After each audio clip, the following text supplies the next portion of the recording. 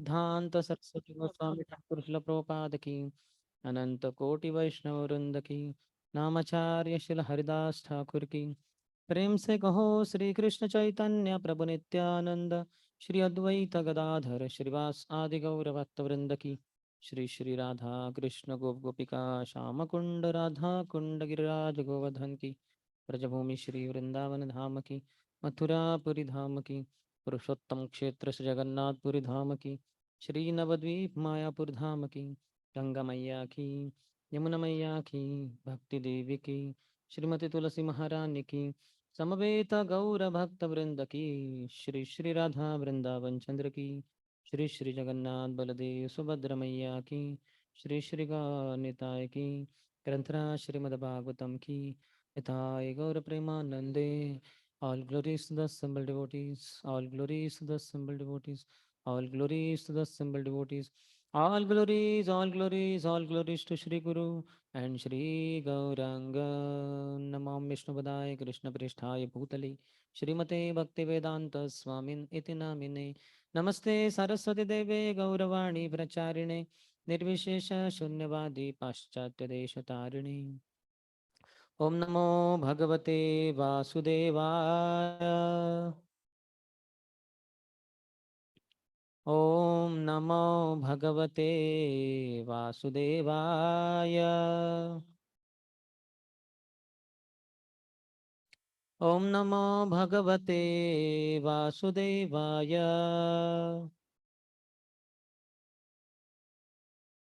ओम ज्ञानतिमिरन्धस्य ज्ञानाञ्जनशलाकया चक्षुरुन्मिलितं येन तस्मै श्रीगुरवे नमः।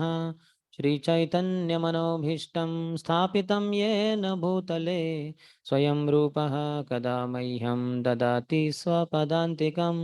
वन्देऽहं श्रीगुरो श्रीयुतपदकमलं श्रीगुरोन् वैष्णवांश्च श्रीरूपं साग्रजातं सहगण रघुनाथान्वितं तं सजीवं साद्वैतं सावधूतं परिजनसहितं कृष्णचैतन्यदेवं श्रीराधाकृष्णपादान् सहगण ललिता श्रीविशाखान्वितांश्च नमो महावदान्याय कृष्णप्रेमप्रदायते कृष्णाय कृष्णचैतन्य नाम्ने गौरत्विषे नमः।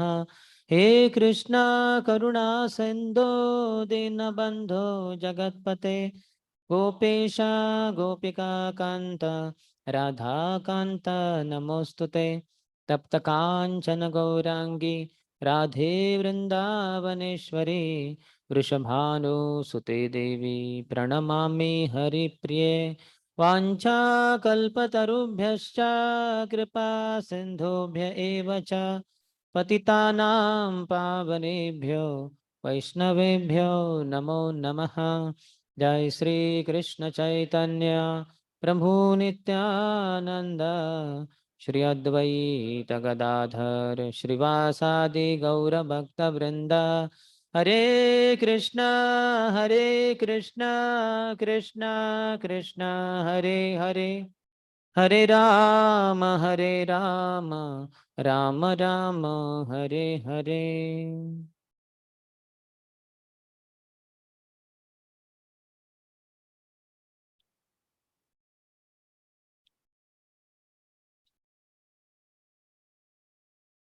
हरे Krishna.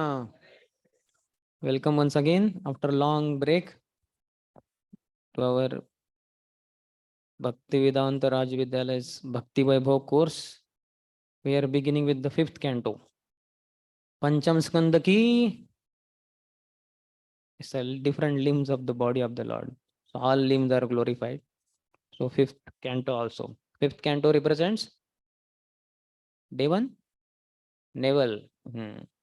Yes. So I wish to read from this Subodhini little bit.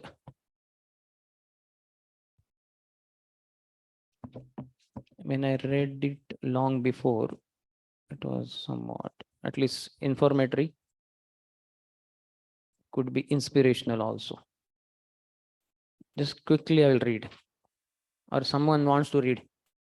Okay, Chalo, I will read. The first two cantos of the Bhagavatam are considered the Supreme Lord's lotus feet and form a perfect prelude to the rest of the Bhagavatam by introducing the reader to its key philosophical concepts and prominent characters. These cantos also establish Bhakti Yoga as the topmost spiritual path and Lord Krishna as the Supreme Personality of Godhead. Wonderful prayers by devotees and the Lord's reciprocation with them, the birth of Parikshit Maharaj and his activities, and the history of Bhagavatam are wonderfully described. Further, there are descriptions of the process of creation, the Virata Rupa, the Chatushloki Bhagavatam, and finally the 10 topics of the Bhagavatam. The third and the fourth cantos correspond to the Supreme Lord's thighs and predominantly discuss the topics of Sarga and Visarga through the conversation of Vidura and Maitreya. The third canto also describes time, embryology, family life, Sankhya, Bhakti Yoga, Ashtanga Yoga, Gyan Yoga, Karma, culture, the spiritual world, the material world, and hell. We further read the pastimes of Lord Varaha, the description of Vaikunthalok, the household life of Kardamuni and Devoti, and the teachings of Lord Kapila in this canto. The fourth canto is very rich in its content. It unveils the stories of admired personalities like Lord Shiva, Suniti, Dhruva, Narada, Anga, Prutu, and the Prachetas, who all showed extraordinary examples of devotional service. One can also learn about the unfavorable attitudes in bhakti from the mistakes of characters like Daksha, Suruchi, Vena, Indra, and Prachini Bari. The positive transformation undergone by many of these personalities, mainly due the intervention of devotees, add the prachetas add to the glory of bhakti. Furthermore, the prayers of pure devotees like Dhruva, Pruthu, and the prachetas disclose the foremost aspiration of a devotee to hear Krishna Katha in the association of devotees. So, foremost aspiration is yes. So, this should be our foremost aspiration. By rejecting heavenly enjoyment and impersonal liberation, which are the results of the karma and jnana paths, respectively, such prayers once again establish the superiority of bhakti yoga. In the third and fourth cantos, Maitreya described the family lines of Swayambhu Manu's descendants, Devahuti, Akuti, Prasuti, and Uttamvad. So now coming to fifth canto, which we are starting today and will go on for a few months. The fifth canto corresponds to the lotus navel of the Supreme Lord. Here, Shukdev Goswami continues on the topic of Visarga and describes the dynasty of Priyavrat, the other son of Manu. The latter half of this canto discusses Thanam, the positioning of various planetary systems within the structure of the universe for the inhabitation of various living entities. So dynasty of Priyavrat, we'll just read the first three, which we'll be discussing in these three chapters. Priyavrat exemplified the spirit of sacrificing one's personal desire to be obedient to the orders of superiors. Although he wanted to be in the renounced order, upon Lord Brahma's request, he took charge of his father's kingdom without any grudges. He ruled in an exceptional way, dividing Bhumandala into 7 islands and 7 oceans, appointing his sons their rulers, and finally retiring. He showed how devotees can achieve great things because they are surrendered to the all powerful Lord. This is first chapter. Second chapter about Agnidhra. Although a son of a pure devotee, was born when Priyavrat was lusty and thus developed a desire to enter Pitruloka. Agnidhra later married Purvachitti, a celestial damsel, and begot 9 sons headed by Nabhi. After her departure, Agnidhra, whose lust was unsatisfied, attained the same planet as her after death. And third chapter about Nabhi, who desired a son as good as the Supreme Lord. Although this is considered a material desire, the Supreme Lord as Rishabha actually appeared as his son, and Nabhi gradually attained perfection through Vatsalya Prem for him. The prayers of the priests of Nabhi reveal the Lord's merciful attitude towards his devotees and the devotee's aspiration to always remember the Lord. So, isn't it clear? Everything in short about all the three chapters which we'll be discussing. So we are beginning with the first chapter, which is entitled The Activities of Maharaj Priyavrata.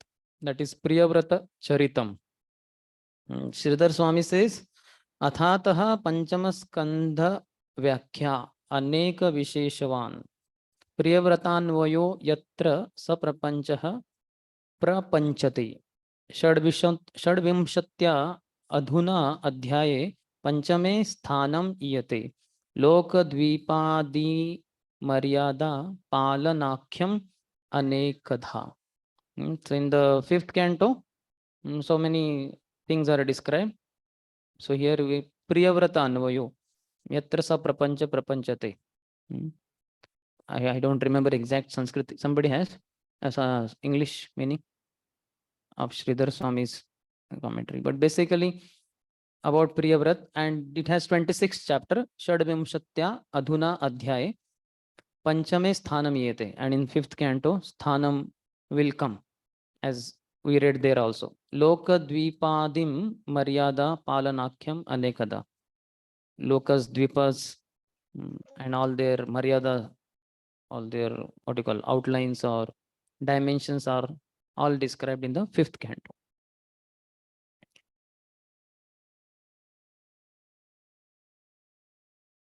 Okay, some things from this summary which Prabhupada has given.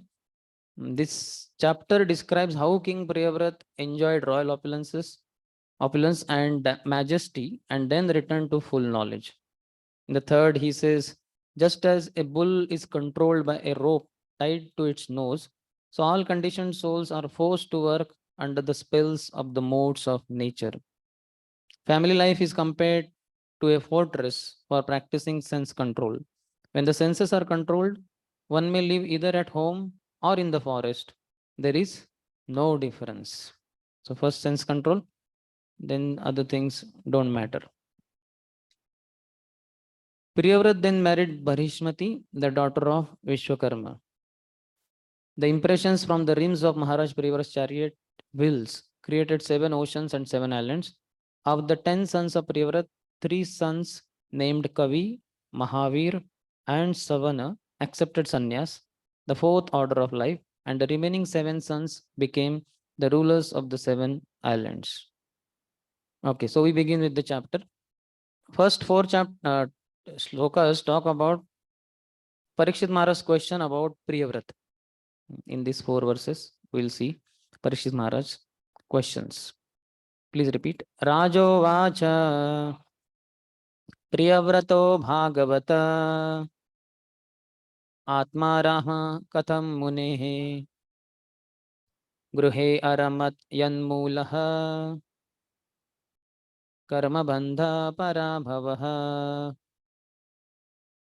King Parikshit inquired from Shukdev Goswami, O great sage, why did King Priyavrat, who was a great self-realized devotee of the Lord, remain in household life, which is the root cause of the bondage of karma, creative activities, and which defeats the mission of human life?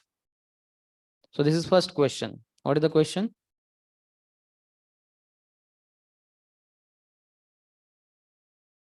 Yes.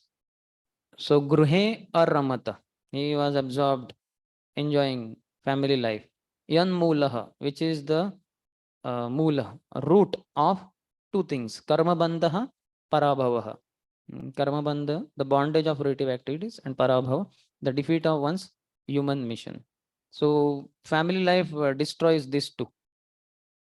The bondage of, it has the root of these 2, the bondage of relative activities, and defeats the mission of human life. So why did he enter in that? That is the question. Could you read the purport? Purport. In the fourth canto, Srila Sukadeva Goswami explains that Narad Muni perfectly instructed King Priyavrat about the mission of human life. The mission of human life is to realize oneself and then gradually to go back home, back to Godhead. So, okay, 1 minute. So this is, he said, in the fourth canto. We are beginning with the fifth canto. So fourth canto, you can open this 31st verse, 31st chapter, 21st and 26th and 27th verses. 31st is the last chapter, and in that You can read, if you have, you read the purport. You read the translation. Yes, last chapter of fourth canto, 26th and 27th translations.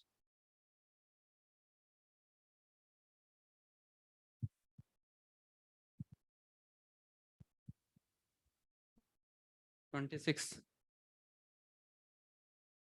Today.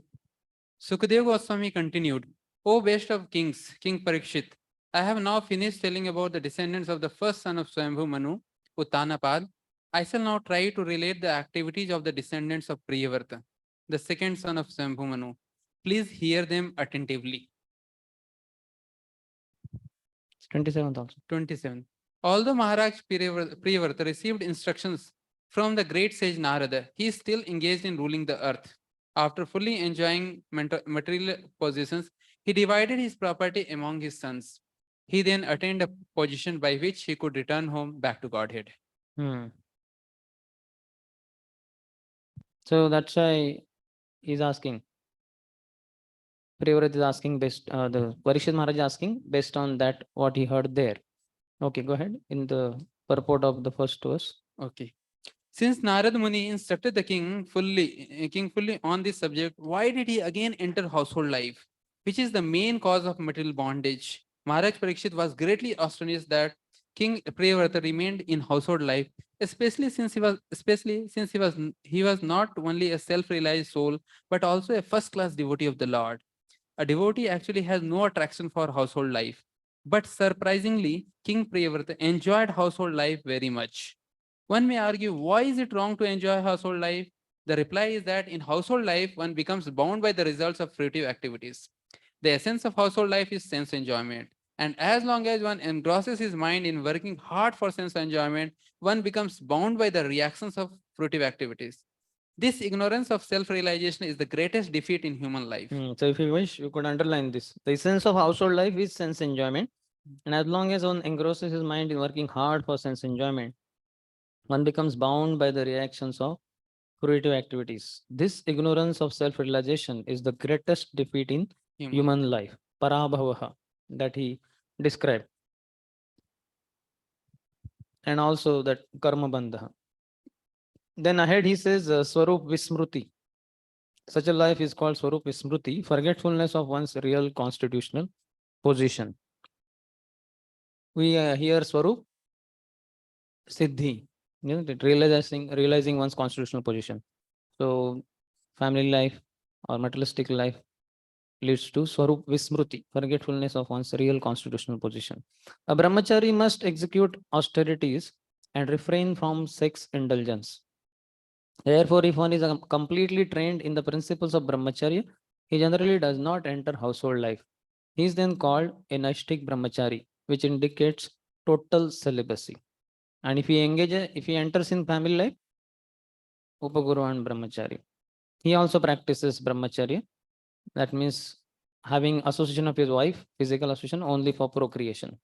Prabhu might have quoted, I think, sex for procreation, not for recreation. Did he quote? He quoted. I think in brahmachari class only he quoted. Yes. So brahmachari must execute austerities and refrain from sex indulgence. So these are our duties. Most of us are practicing brahmacharya. So austerities and refraining from sex indulgence. Then ahead, he says,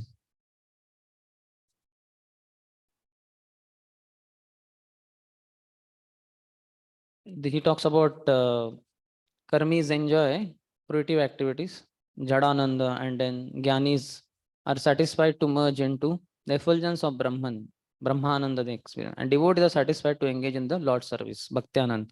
The Lord is self-satisfied because he is fully opulent, and one who is satisfied by serving him is called Bhagavata Atma Ramaha. Lord is self-satisfied, and we engaged in his service. We are called Bhagavat Atma Rama. Manushyanam Sahasrishu Prabhupada says, of many thousands of persons attempting to become liberated, one may achieve liberation from the anxieties of material existence and become self-satisfied. Even that satisfaction, however, is not ultimate satisfaction. Satisfaction in the service of the Lord is called akama, freedom from desire, and this is the ultimate satisfaction. Then Parabhava word in the last paragraph. When one is satisfied in family life, he is doomed because he must already have forgotten his relationship with the Lord.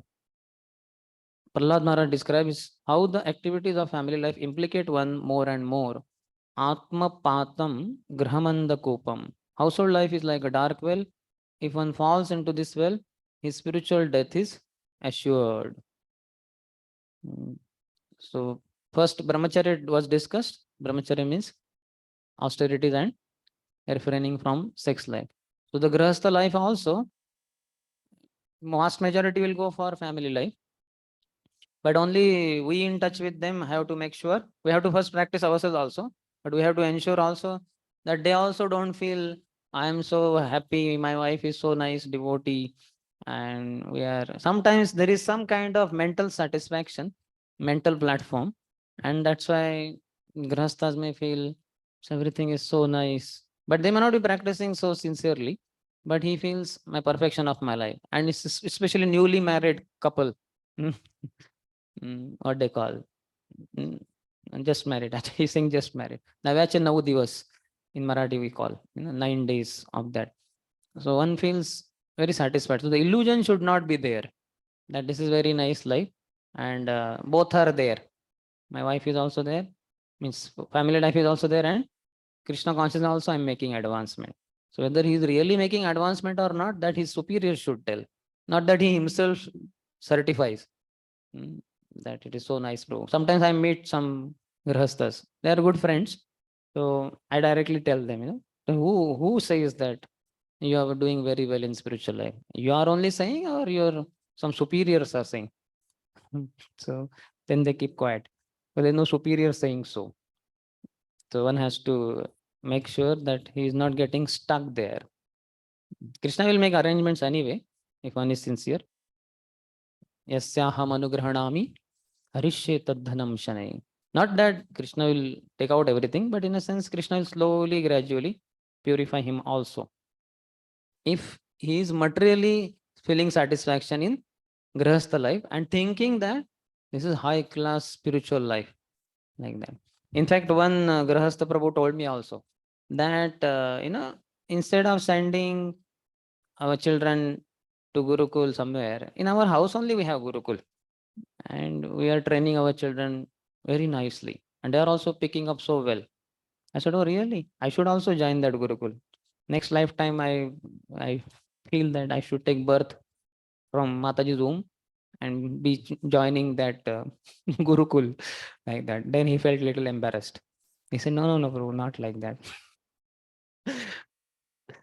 So sometimes that mental platform is too high in Grahastha life. It is there in Brahmachari life also. Brahmachari also feels high in some aspect of life. So that should not be there. We should, all our advancement should be based on what our superiors are saying. Sometimes we may not believe in one superior. Okay, there are 2, 3, 4, 5 more. So many are observing us. So they should certify. They should say, very good, amazing. And that will be a regular affair also, not just once you did something. What? Like PDC distributed 5,000 plus small books in 1 month only. Haribol. But superiors also should say Haribol, like that. That way. So this is the first question. Now second and third talk about Mukta Sanghas. That means those who are free from attachment.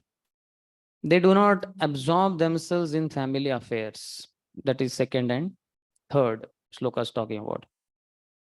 And in that second one is talking about how Priyavrat remained a liberated Paramhamsa even within his family life. The question is being asked. So nanunam mukta sanganam tadrushanam dvijarshabha gruheshu abhinivisho ayam pumsam bhavitum arhati. Devotees are certainly liberated persons. Nanunam mukta sanganam. Therefore, O greatest of the Brahmins, they cannot possibly be absorbed in family affairs. Gruheshu abhiniveshu ayam pumsam bhavitum arhati. No, that no is coming in the beginning only. So they cannot be. So they will be there, but just like Krishna in third chapter talks about detached worker. He does his activities, Nishkam Karma Yogi, but he is not attached to the fruits of his action. He has nothing material to gain. And he doesn't want to go to heavenly planets by his pious activities, etc. His goal is Golok Vrindavan, Vaikuntha Dham. So that's why he cannot be bound in family affairs. And that's how he cannot be absorbed also. That will come ahead. Prabhupada's purports will enlighten us. But let us read this purport. Some other devotees. Daujani Thakur. In Bhakti Rasamrut Sindhu, it is said that by executing devotional service to the Lord, one can understand the transcendental position of the living being and the Supreme Personality of Godhead. The Supreme Personality of Godhead cannot be understood by any means except Bhakti. The Lord confirms this in Srimad Bhagavatam 11.14.21. Bhaktyaham ekya grahya. Only by executing devotional service can one appreciate me. Similarly, in Bhagavad Gita 18.55, Lord Krishna says, Bhaktyamam abhijanati. Simply by discharging devotional service, one can understand me. Thus, for a bhakta to become attached to family affairs is impossible. Since a bhakta and his associates are liberated. If you wish, you may underline this line. Is what proposing. For a bhakta to become attached to family affairs is impossible. A very loaded word. He's not just making a casual remark. Prabhupada means it. So that's what shows what a bhakta is also. Prabhupada, it seems in Bhagavad Gita says, devotee means pure devotee. So similarly, bhakta, many times we say we are bhakta. In fact, in ISKCON, non-initiated people are called as bhakta. Bhakta Ajay, Bhakta Vijay. Isn't it? Bhakta is a very loaded word. If he is married person, uninitiated, so we may say Bhakta Ajay with unmarried, who is married devotee but not yet initiated. But that means is not attached to family affairs at all. Since the Bhakta and his associates are all liberated. Haribol. We want to be associate of such Bhakta. We would also be liberated. Yes. Ahead. Since a bhakta and his associates are liberated, everyone is searching after ananda or bliss. But in the material world, there can never be any bliss. It is only possible in devotional service. Attachment for family affairs and devotional service are If incompatible. you want, you can underline this also. Any similar line we hear? Go L together. Yeah. So this family attachment for family affairs, here it means for sense gratification. One who is just there, what do you call yadrucha labha santushta. Whatever way Krishna has put me in this situation, okay, but I am not into it. Padma Patra, Ivambasa. That consciousness there, then that is not being addressed here. This is referred to for sense gratification. Yes. Therefore, Maharaj Parikshit was somewhat surprised to hear that Maharaj Priyavrata was simultaneously attached to devotional service and to family life. So Vishnu Chakra Thakur says, being a great devotee, such attachment is not possible. For great devotee, it's not possible. So that's why Parikshit is surprised. Then third, Mahatam khalu viprarshe uttama shloka padayoho chaya nirrutta chittanam na kutumbe spruhamatihi. So this is, okay, we'll read translation. Elevated Mahatmas who have taken shelter of the lotus feet of the Supreme Personality of Godhead are fully satiated by the shade of those lotus feet. Their consciousness cannot possibly become attached to family members. So this is 3:25:22. Lord Kapil Dev says to Mother Devoti, Mai anannena bhavena bhaktim kurvanti ye drudham matkrite tata karmanas swatyakta swajana bandavaha. Long ago, we gave exam on this. Not so long, but how many of you remember this slogan? Much you gave recently. So you are those fortunate souls for whom it is fresh. For me, long before. Okay, so what is the meaning? Who wish, apart from you all, who gave recently? The old batch. Those who gave on the first day. Who gave on the first day? Hmm.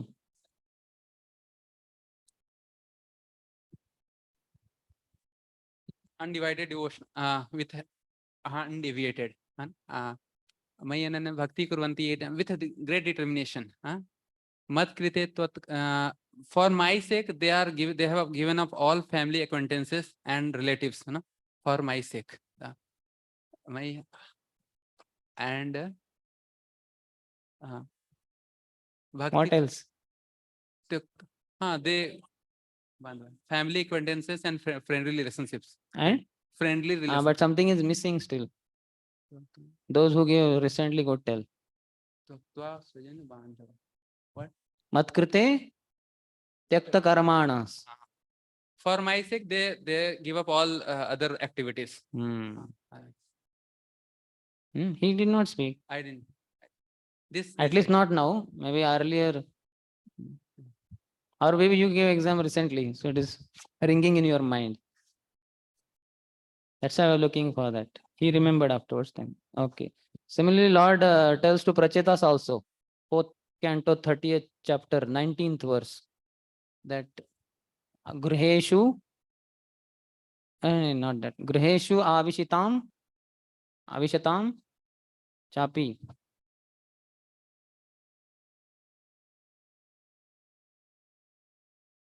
All forward, including me.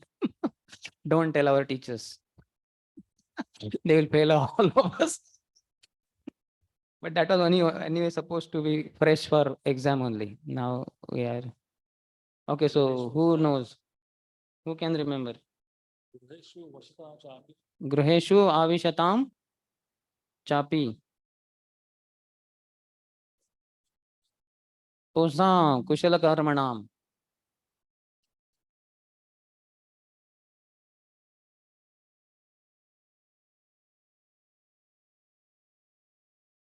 Four 30:19. You open. This is for that last line. Na kutumbe spruhamati. In his mati, attachment is not there. Consciousness is not stuck in family life. Gruheshu Avishatam Chapi. Pumsam Kushala Karmanam. Mad Varta. Yatayamana. Nabandaya Gramati. Translation. See, exam we gave. पुढचं पाठ मागचा पाठ. Read the translation.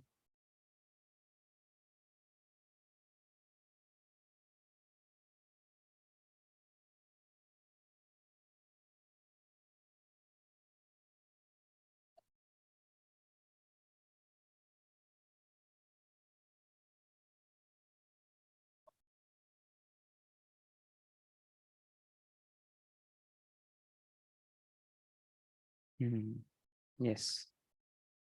Similarly, that yatredyante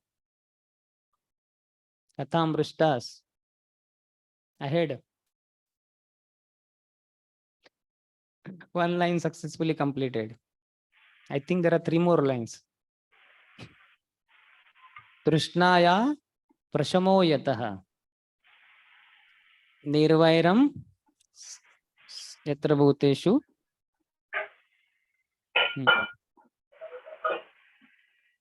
Wherever Katha of the Lord goes on, there what happens? The members of the audience freed from all envy, anxiety. What they at No this time feel. question. There's no fear. Yeah. So you also we gave exam recently. When was that? Approximately 1 month is over. So fast. Just recent. Na? September middle, na?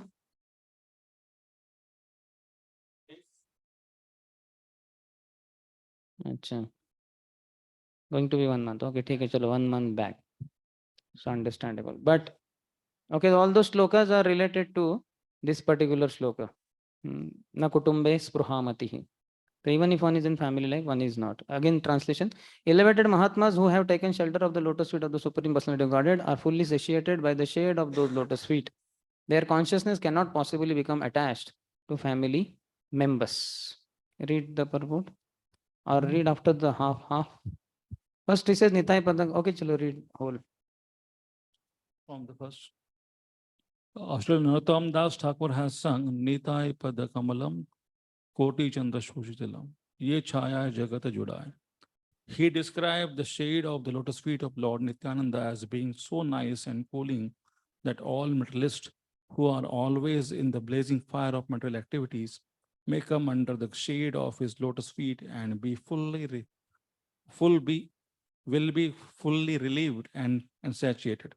The distinction between the family life and spiritual life can be experienced by any person who has undergone the tribulations of living with a family.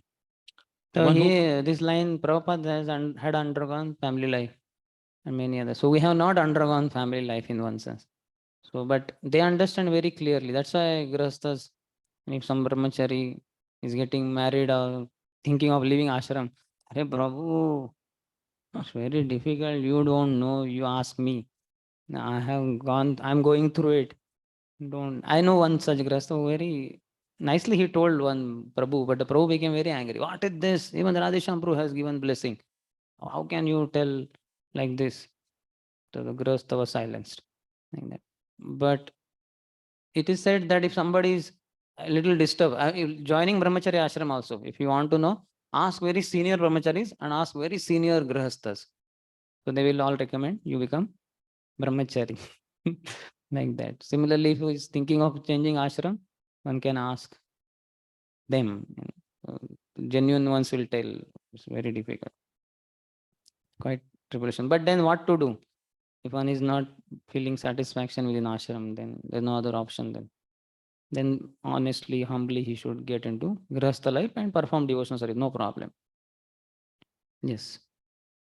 One who comes under the shelter of the lotus feet of the Lord never becomes attracted by the activities of a family You may life. underline this also. So we wish that we come under the shelter of the lotus feet of the Lord. So that Krishna rasam sarakari chadiya nachar. So no anything going in the bad direction, but Krishna samsar. We are all brahmacharis do Krishna samsar. Prabhu gets fund for Lord. And then some cook. I don't know who cooks here. That is directly for the deities. Okay, Rishabhani Prabhu. Okay, chalo. And like that. So we are into family life only, but our life is centered around the deities, Shri Shri Radha Vrindavan Chandra, Srimad Bhagavatam, and Hare Krishna, Krishna Krishna, Hare Hare, Hare Ram, Ram Ram, Hare Hare, Hare Krishna Mahamantra. So this is Krishna's family. Yes. As stated in the Bhagavad Gita 2.59, Param Drushva Nivartate. One goes up, Gives low. up. One gives up lower engagements when he experiences a higher test. Thus, one becomes detached from family life as soon as he comes under the shelter of the lotus feet of the Lord. So higher test, many devotees say it is in preaching. So all of us should do some direct active preaching. Just like you must have seen our Prabhu, Sudamana Prabhu, isn't it? In Harinam Sankirtan. Ecstasy is at its peak. And that Bhakti Lata keeps growing, and it crosses all the universal shell. So you can see the universal shell is already burst open. It is crossing Brahma Jyoti. So like that, all of us should have. Now I'll ask all devotees, at the current status of your life, which preaching activity is giving you juice in your life, thrilling experience, ecstasy? You understood my question? Yes. Anything? Preferably preaching activity. It could be one-to-one preaching also. Somebody you are cultivating, only one person, but he's taking interest. He has whatever, like that. In short. Or it could be varying also, may not be one fixed person only. In a week, I am just going 4 to 5 places. Out of that, I like to go always to Jejuri and in one place in IBM Road. That family is taking up very nicely.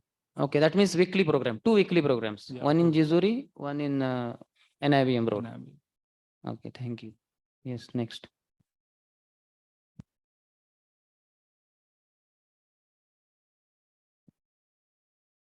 Dhruv Maharaj Prabhu. No? Huh? He's practicing yoga. Maybe preaching to Mother Suniti. Preaching to Prabhu has unlimited every day. Rishabhani Prabhu did not say anything. No. Some boys you may be cultivating. Many boys are surrounding you. Directly talking with the Lord. Jai Kanchipurna Prabhu. it takes youth program. Okay. But he's not revealing the secrets. Okay, no force. Chalega. No problem.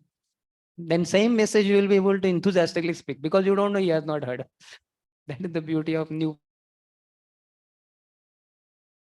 That's why sometimes I also prefer same devotees because sometimes to same devotee I cannot repeat the same thing.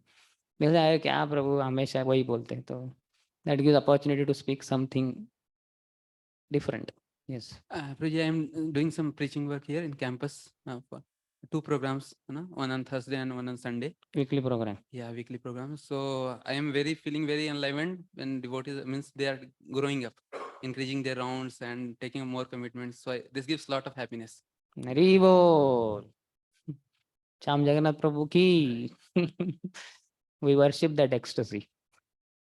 I regularly worship Prabhu's ecstasy. I never go. I only announce for him. All today Sunday, please join. More the devotees, the more you'll get blessing. Then other 3 are remaining na. Mitra Krishna Prabhu. This is a whole class discussion, or I don't know what it is called. Interactive. Hare Krishna. Yes, something similar only. Basically, I am also taking program here on campus. So when devotees take up nicely and responds from their own side, or when they ask questions which have a lot of deep meaning and all. So some 2-3 boys are there like that. So I also feel very enthusiastic. Means I also remember my old days. That I was also like enthusiastic क्या है? and try to remain something like that. Very good. And also because these are young devotees, we also become young, in their association. There's so much ecstasy in them. They have enthusiasm. They are experiencing that joy. And we also wish to experience that. These 2 are remaining very important. Maybe every time you call the person who takes my blood out, you might be preaching to him. He takes my blood out, but maybe your blood must be cooling down or boiling in his association in case you preach to them. No?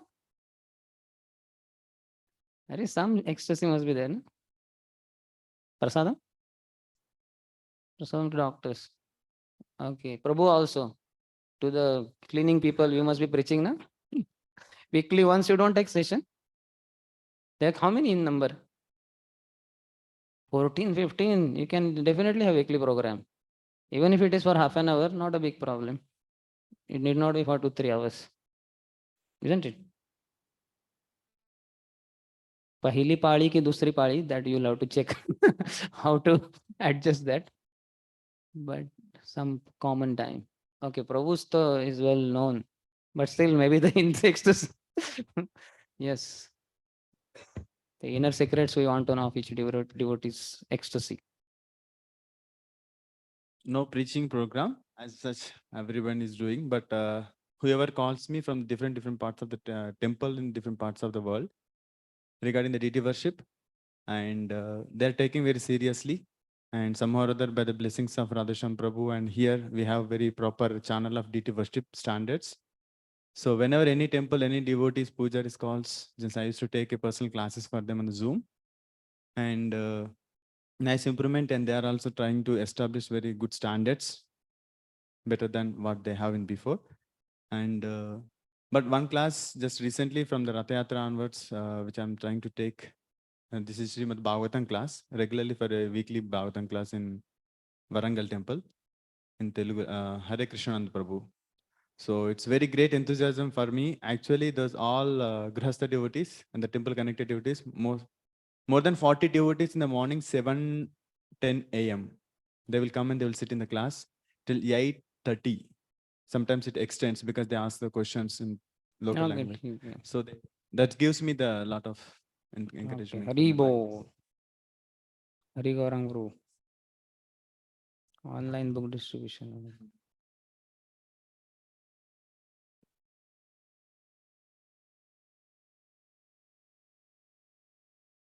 Yeah, I'm doing some preaching behind. Actually, one family is there, recently got connected.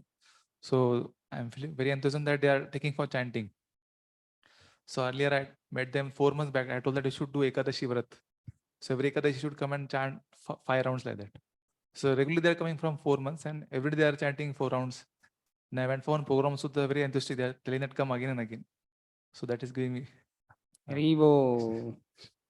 Dirshan Prabhu's ecstasy. Going out. Village preaching. Nagaradigram.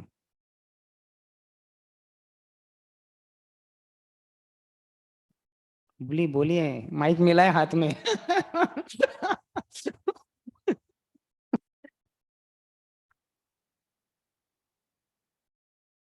कुछ तो मोती छोड़िए मुंह से.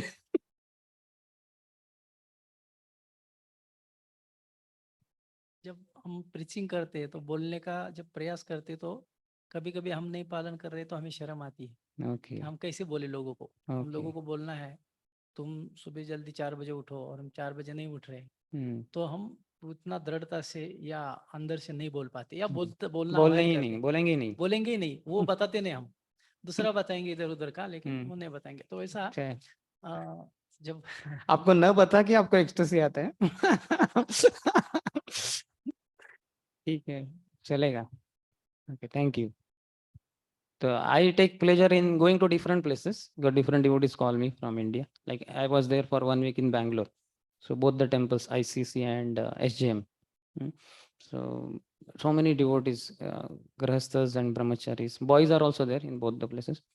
So I was ecstatic in their association. So many devotees called, and so many daily 3 lectures. And apart from that, what do you call informal meeting also, somebody's house program and all that is not to be counted. That is 4th program, but not to be counted. And so much donation they gave, my God, and such bliss, amazing. Okay, so that is about ecstasy. Param drushto anivartate. That's why Online we do. devotees, can they be included? Oh yes, Mataji. Sorry, you all are invisible at what do you call audience. You may. We only this camera can see. You all can see us, but we cannot see you. Yes, you can share your ecstasy. Sorry, Prabhuji, I interrupted. But then what happens is that then there is no he's all impersonal, class going on. Sorry. So I Yes. thought that no, you did not say sorry, but I was just thinking that it becomes too impersonal when the teacher does not know only that there is somebody online. Yeah, that's why some screen should be there, and you all should be there on screen. Yeah. The camera only watches me. I don't watch the camera only. I watch the watch only. What is the time and all that? Yes, tell them. So I'm Krishna Rupa Devi Dasi Prabhuji, Hare Krishna. Hare Krishna. So we have some 7 devotees in Jalgaon. These are all girls. So every Thursday we take class for them. Only 7 girls, and they very seriously attend the class. And I give them homework also. So and these homework are of almost 30-40 questions. So they properly on Google Classroom they answer those questions also and give that assignment also. So this is very encouraging. And secondly, we are actually doing kids shloka recitation also. So we see small children, they also pick up so wonderfully. Seeing that it's very inspirational, that I wish I could also actually recite shlokas at that particular age when they are in that age. Like that's more relishing for me. Hari Bol. Great. So you can see all of us while preaching how we become very enthusiastic. So that is the beauty of preaching. Anybody else would like to share? I see, my God, on the screen, so many devotees are there. So I thought only these are there few. That's why I started with the exercise. But now so many of you. I think time is also restricting. But one or two who are bubbling with enthusiasm, you just can't keep quiet. You may share your ecstasy. Gaurav Prabhu is a powerful preacher, but I think he's allowing other devotees chance or what? Narsimha Prabhu, you wish to share? You'll have to unmute yourself. Yes. Actually, I'm not feeling well, so I'm attending online from here. Okay. So for me, there is a small counseling group. 10 families are there. We take Bhagavatam alternate Saturday and then meetings on alternate Saturdays. And I also take Bhakti Shastri for Mayapur Institute and BVRB also. And I also have one batch from one Brahmachari was left now, but from Dubai in Hindi. So I also teach them online. And then I have a device batch going on every Sunday evening. And then I do Kirtan in the Wednesday evening, Gaurarti up to 8 o'clock. All these engagements, this plus is Bhakti Vaibhav. Studying itself is a very great challenge. Reading, studying, close books, open books, yoga tests, etc. So all this is actually engaging me very nicely. Hari. Great. Any other? Hare Krishna, Prabhu, Jai Sanatana. Hare Krishna Mataji. Prabhu, Anupam Gopika Devi Dasi here. Yeah, you are not visible, Mataji. Where is it? Actually, I am in my daughter's college, Prabhuji. I'm hearing from her college. Achha. She's in 12th grade, so submission are going on. So this is how Bhakti Vaibhav is going on. Prabhuji. Sorry. So actually, Prabhuji, we started with very small. In front of you, we are like infants. Voice, is it clear? No, Mataji, voice is not clear. Now is it clear, Prabhuji?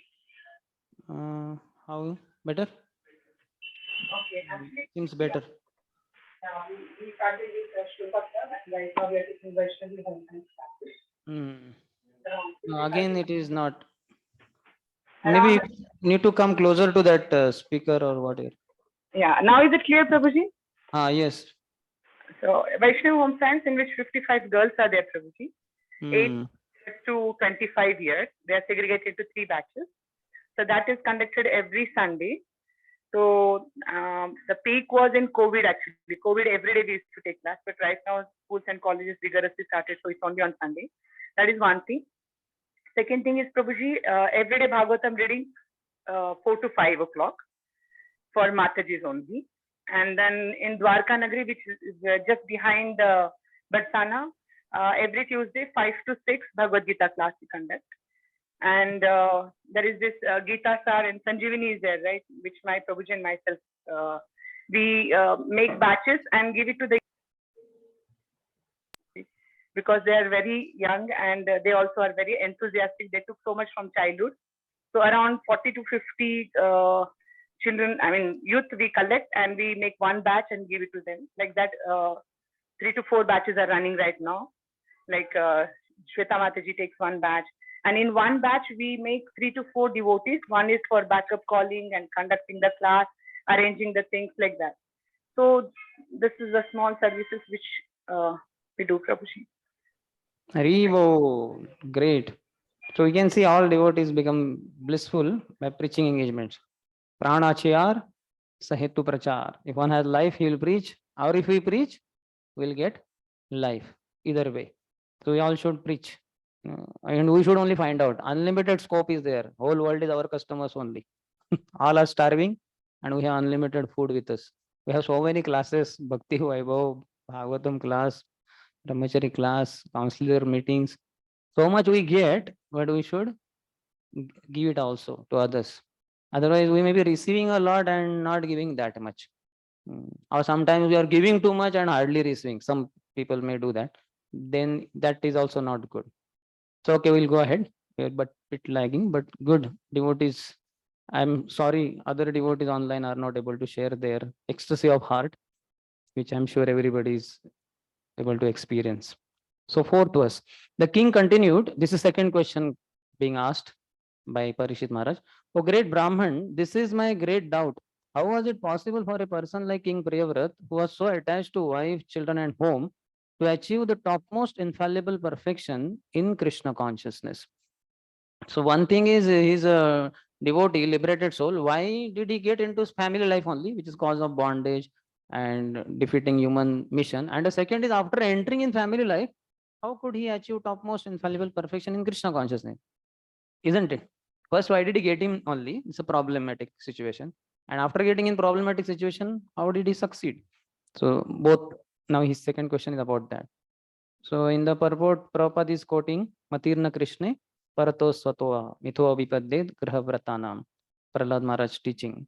A Grahavrat, one who has taken a vow to execute family duties, has no chance to become Krishna conscious. This is because most Grahavratas are guided by sense gratification and therefore gradually glide down to the darkest regions of material existence. Adanta Gobhir, Vishitam Tamishram. So then how is it possible? So Vishwanath Jagdev Thakur says, some aparad one has committed, then that leads to attachment to household life.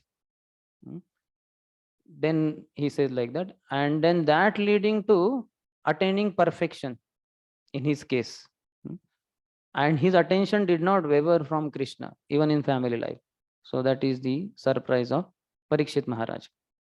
So was there some offense? So what is the case in Priyavrat's life? Arrangement of the Lord. Yes, to teach some lesson. Likewise, any other example? Bharat Maharaj. Yes. So these are the two examples. So one that will come ahead anyway. So we'll go to that. Now fifth and sixth, these two talk about Shukdev Goswami's reply. In that glories of devotional service will come in fifth and sixth two. And in particular, fifth one talks about obstacles cannot obstruct one's absorption in bhakti. So translation, Shri Shukdev Goswami said, what you have said is correct. The glories of the Supreme Personality of Godhead, who is praised in eloquent, transcendental verses by such exalted personalities as Brahma, are very pleasing to great devotees and liberated persons. One who is attached to the nectarian honey of the Lord's lotus feet and whose mind is always absorbed in his glories may sometimes be checked by some impediment, but he still never gives up the exalted position he has acquired. Okay, so now we will not be reading whole purports because these are big purports. I will read some parts still. Shri Shukdev Goswami accepted both of the king's propositions that a person who is advanced in Krishna consciousness cannot embrace materialistic life again, and that one who has embraced materialistic life cannot take up Krishna consciousness at any stage of his existence. Although accepting both these statements, Shukdev Goswami qualified them by saying that a person who has once absorbed his mind in the glories of the Supreme Personality of Godhead may sometimes be influenced by impediments, but he still does not give up his exalted devotional position. So once absorbing, in fact, to the extent, Prabhupada, we all know His Grace Haigriv Prabhu, one of the first persons who came across Srila Prabhupada, an English professor in America, Harvard, or his name was whatever, something with H. So Prabhupada, when he came to know his English teacher, so asked, could you edit my some work translations? He said, yes, why not? And he got some pages, he translated, he edited, and he gave back to Prabhupada. And because it's a small work, he said, do you have something more? Prabhupada said, yes, go to that cupboard and there is something for you. So when he opened, he said, it will take long time. He said, Prabhupada said, it will take a lifetime. So he was shocked. But then Prabhupada gave him and he did it very nicely.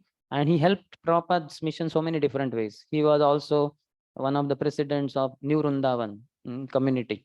You all must have heard that pastime, that Grihastha, Prabhupada wanted him to be the president, but he knew that he wouldn't accept. So Prabhupada proposed him that you take sannyas. He said, Prabhupada, I have just married like that. I said, no, why? You don't have faith in your guru? Guru can deliver everything. But what about my wife, Prabhupada? That you don't worry. She's my daughter, my disciple. I will take care of her. So like Prabhupada closed all the avenues for him.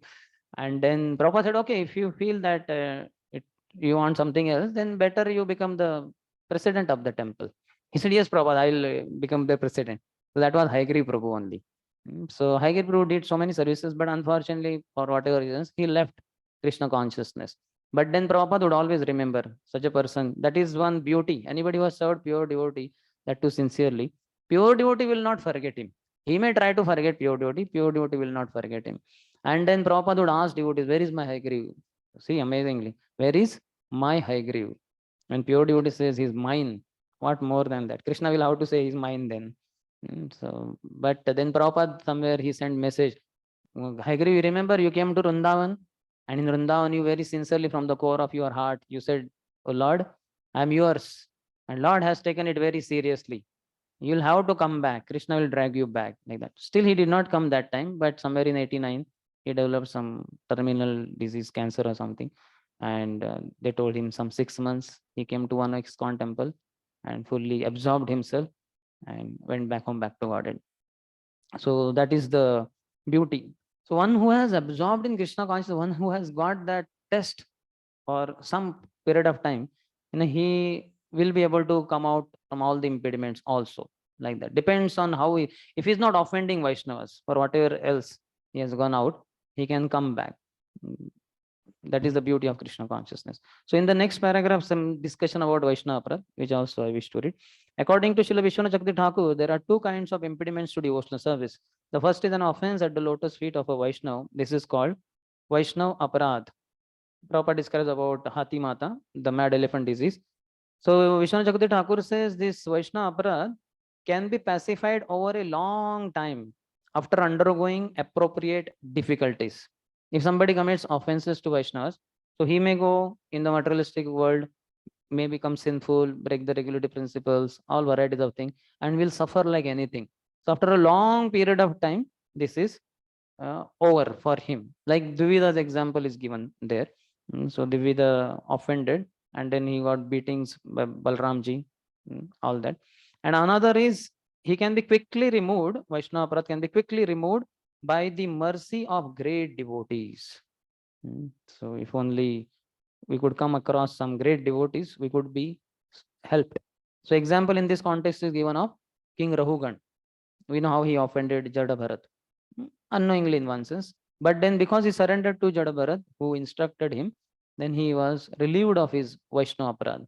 So these are the two ways. One is after prolonged period, after undergoing appropriate difficulties, or otherwise by the mercy of great devotees. Jiva Goswami says that the topics about the Lord are always auspicious since they produce absorption in the Lord. So that's why we should do lot of Shravanam, Kirtanam and absorb ourselves. This test will help us to not commit Vaishnava Aparadh, because we'll get higher test, we'll appreciate Krishna, Krishna consciousness, even devotees, and will not be interested in offending them. And by some bad fortune or whatever, in case that happens also, then also we'll be able to come back to Krishna consciousness because of that higher test. It will, no matter how much we try to enjoy, we just can't enjoy. We can understand the futility of that. As we know, we must have heard, only to the degree we are in illusion, to that degree only we can enjoy material life. And those who are Gyanis, that's why they cannot enjoy material life, because knowledge is there is nothing here. So that does not, he may try to do it, but he can't do it. So like that, when we attend classes, we hear from devotees, we serve them, by their mercy, this knowledge will come to us that in material life, there is no pleasure. So we'll not get in it. And some material impediments comes, we'll be able to come out of it. By the test that we have got, we will always feel, no, I have to try in Krishna consciousness. This problem is nothing. I can overcome this. So there that comes little ahead. Prabhupada writes, sometimes, however, the Supreme Personality of Godhead or his devotee desires to impede one's devotional service. The second reason, first was told earlier, Vaishnava Aparadh. This is second. The Lord himself desiring, or it is said, even his pure devotee. For example, Hiranyakashipu and Hiranyaksha were formerly Jaya and Vijay, the gatekeepers in Vaikuntha. But by the desire of the Lord, they became his enemies for 3 lives. Thus, the desire of the Lord is another kind of impediment. But in both cases, the pure devotee, once advanced in Krishna consciousness, cannot be lost. So how Priyavrat came back, that we'll see anyway ahead. So here Vishwanath Chakravarti Thakur says, so why the Lord desires, desire of the Lord for what?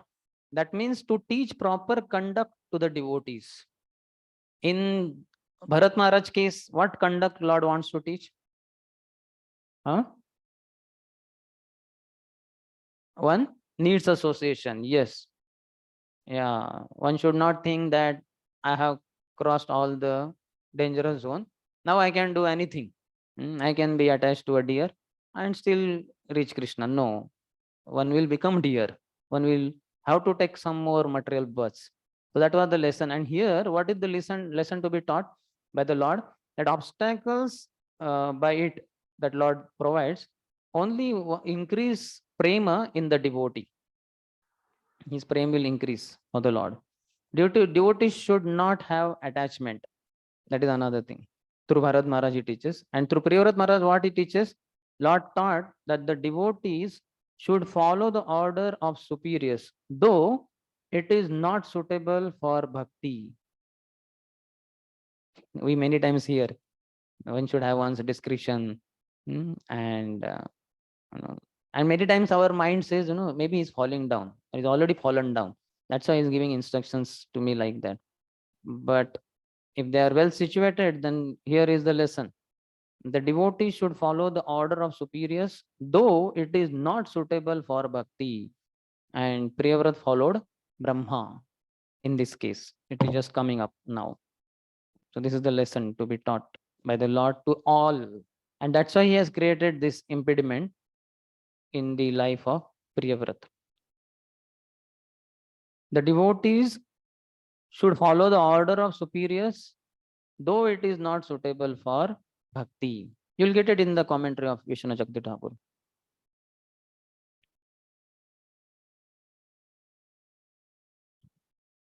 We should follow the order of the superiors. We may say that he is fallen, I discard him only. And this is not favorable for my bhakti. I can clearly understand. So we are convinced of our own, whatever is required for our devotional progress. And we don't have faith in superiors who are representatives of Guru. So we should have faith. Long before I had heard that once, it seems American Navy, they once saw a ship coming, warship coming towards them. So when that happened, then the top leader, what they call, Navy captain, marshal. Okay, the top person was there. So he told the subordinate, shoot. They have that cannon. They will destroy it. So then he said, sir, should we just wait for some time and see exactly what is that? He said, I am telling you, shoot. Then immediately he shot and that whole warship was destroyed. After some time, they came to know this was their own warship, their warship only. It was America's warship only. So it became a court case. And then now whole thing is being discussed, what all things happened. So then ultimately the judge gave the judgment, that person who told to shoot, whatever the marshal or whosoever he was, so he is suspended from his job with a fine penalty. He has to give some penalty for that. And the person who obeyed the order, he was given promotion. Because he obeyed. He told that because he was a little doubtful. We are not still clear whose warship is that. Something. Marathi they say Pal Suksukli. Little doubt was there, just in case something. But then person said, no, I am telling you shoot. Then he shot also. So because of his obedience, he got promotion. So likewise, even if our superiors are wrong, we will make advancement anyway. But we should agree also. Not so easy. We have 10 reasons why he is wrong. I am also that insubordinate fellow, but I'm openly telling my flaw in the Vaishnava community so that we may overcome this and become obedient sometime. Now 100 questions will come. This is a very sensitive issue we have touched upon. But I think Vishwanath Chakravarti Thakur can answer all questions. We can consult. I can give a very general and simple answer. We can consult some more seniors that this is what that superior has ordered me to do, and I feel that this is unfavorable for my devotional service because of this, whatever, like that. And we could hear them, and Krishna may reveal something through them. And then if they are also of the same opinion that you should go ahead with that seva, then we could go ahead. At least because we have approached those people in whom we have faith. We have not approached those whom we don't have faith in. So then,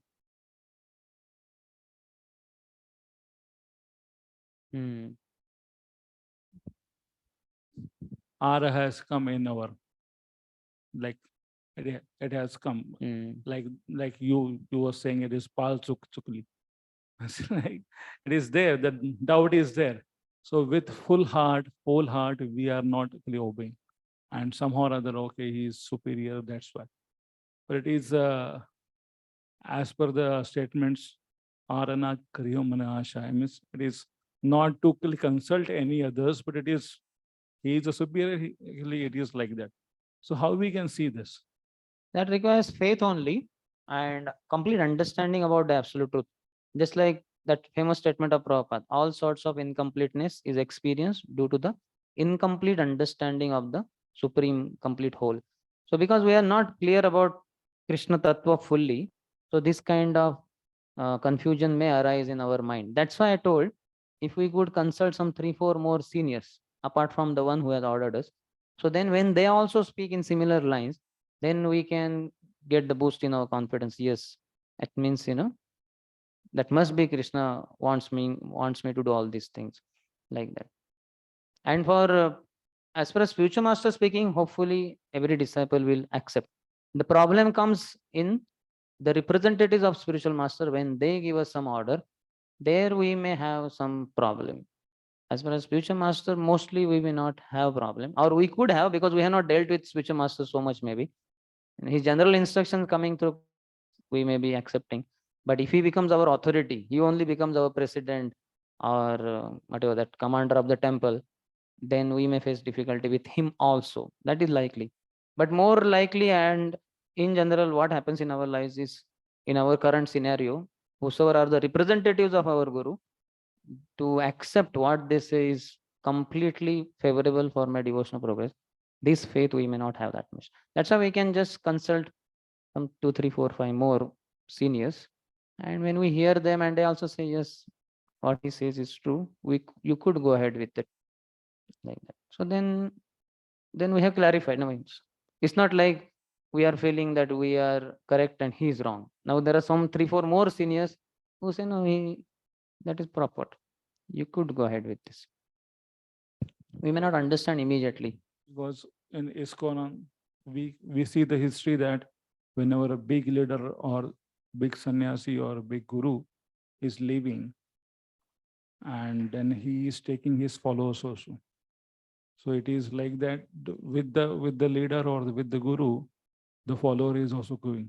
Yes, true. So that's why we should have that. But then when there is confusion, a doubt that maybe there is some element of truth, Krishna is speaking through him. So how we can That's see why this? I'm saying going to 3, 4 more seniors.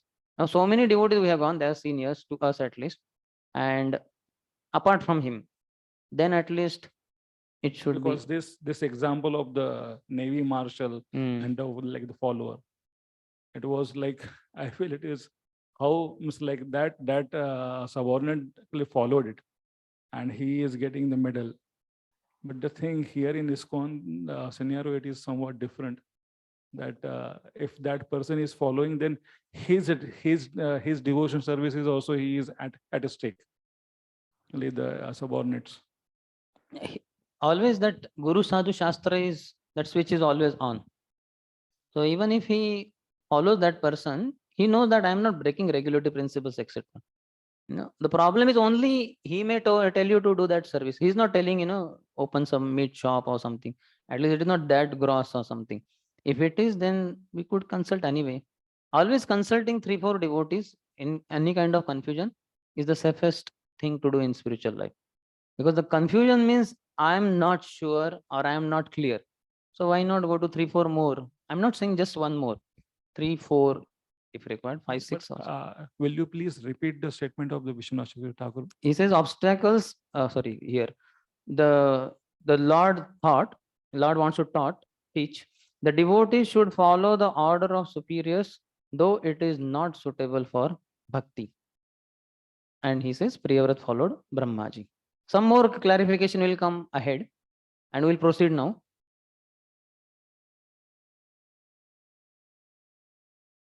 That will come now. When Brahmaji comes, he gives a smile looking at Priyavrat.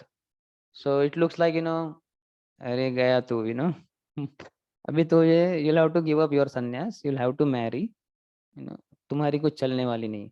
ऐसे लगता है, but उसका clarification will come. Clarification will come there. So we'll go ahead. Just hold on for some more time. What they call car park. We'll take the car all over the world, but currently it is parked.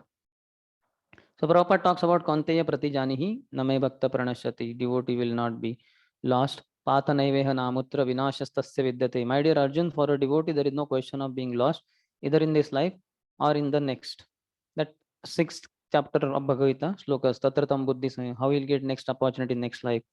And example of Bilwanga Thakur is there. Despite all kinds of impediments due to surrounding circumstances, he automatically perseveres in devotional service and gradually advances until he once again becomes perfect. And Bilwanga Thakur, how he was advanced and then how he got lost after that prostitute and then again came back. In the lives of exalted devotees, there are many such instances proving that once one has taken to the shelter of the lotus feet of the Lord, he cannot be lost. Kaunteya Pratijani Name Bhakta Pranashyati.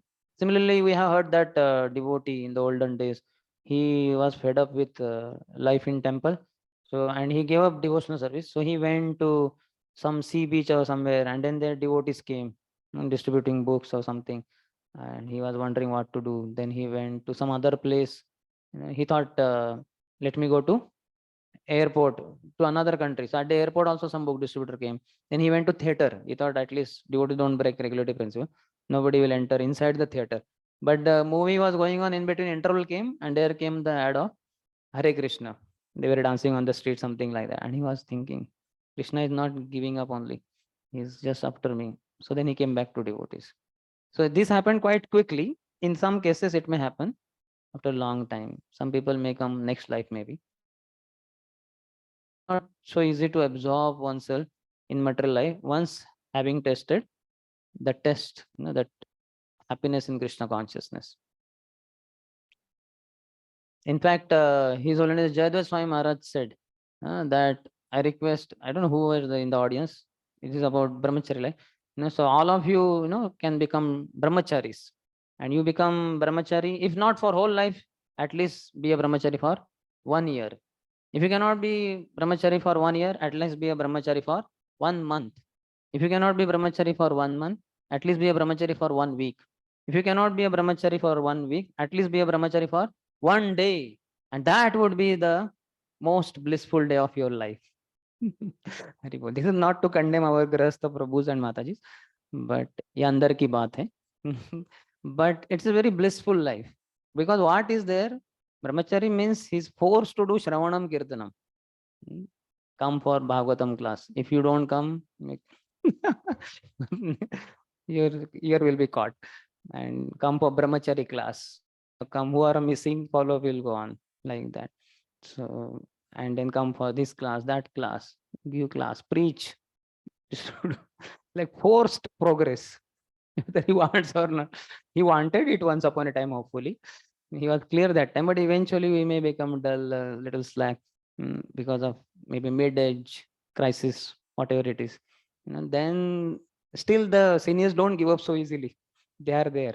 Rai Shambhu said, अरे कब तक उसके पीछे भागेंगे? अभी वो दंडा लिया है उसने. जिसने दंडा लिया उसके पीछे भी क्या हम दंडा लेके भागेंगे? या दंडा लेने का समय हो गया, उसके पीछे भी भागते, उसको भी दंडा लेके पिटाई करेंगे क्या? But that is how it is. So one should experience the bliss.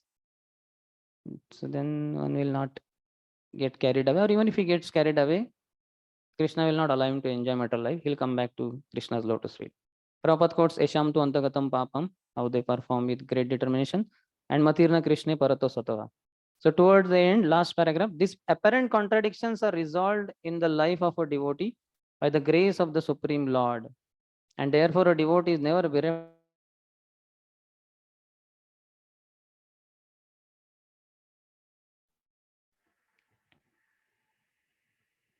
which are the contradictions that one who is in Krishna consciousness, he performs with great determination, and one who is attached to materialistic family life, home, wife, etc., cannot develop Krishna consciousness. So how these apparent contradictions can be resolved? That is by the grace of the Supreme Lord. Then sixth one. Translation says, Shukdev Goswami continued, My dear king, Prince Priyavrat was a great devotee because he sought the lotus feet of Narada, his spiritual master, and thus achieved the highest perfection in transcendental knowledge. With advanced knowledge, he always engaged in discussing spiritual subjects and did not divert his attention to anything else. The prince's father then asked him to take charge of ruling the world. He tried to convince Priyavrat that this was his duty as indicated in the revealed scriptures. Prince Priyavrat, however, was continuously practicing Bhakti Yoga by constantly remembering the Supreme Personality of Godhead, thus engaging all his senses in the service of the Lord. Therefore, although the order of his father could not be rejected, the prince did not welcome it. Thus, he very conscientiously raised the question of whether he might be diverted from devotional service by accepting the responsibility of ruling over the world. So here the word Rajaputra is there. Yarhi Vava Ha Rajan Sa Rajaputra. So Jiva Goswami says he was quite young at this time. Rajaputra word is used.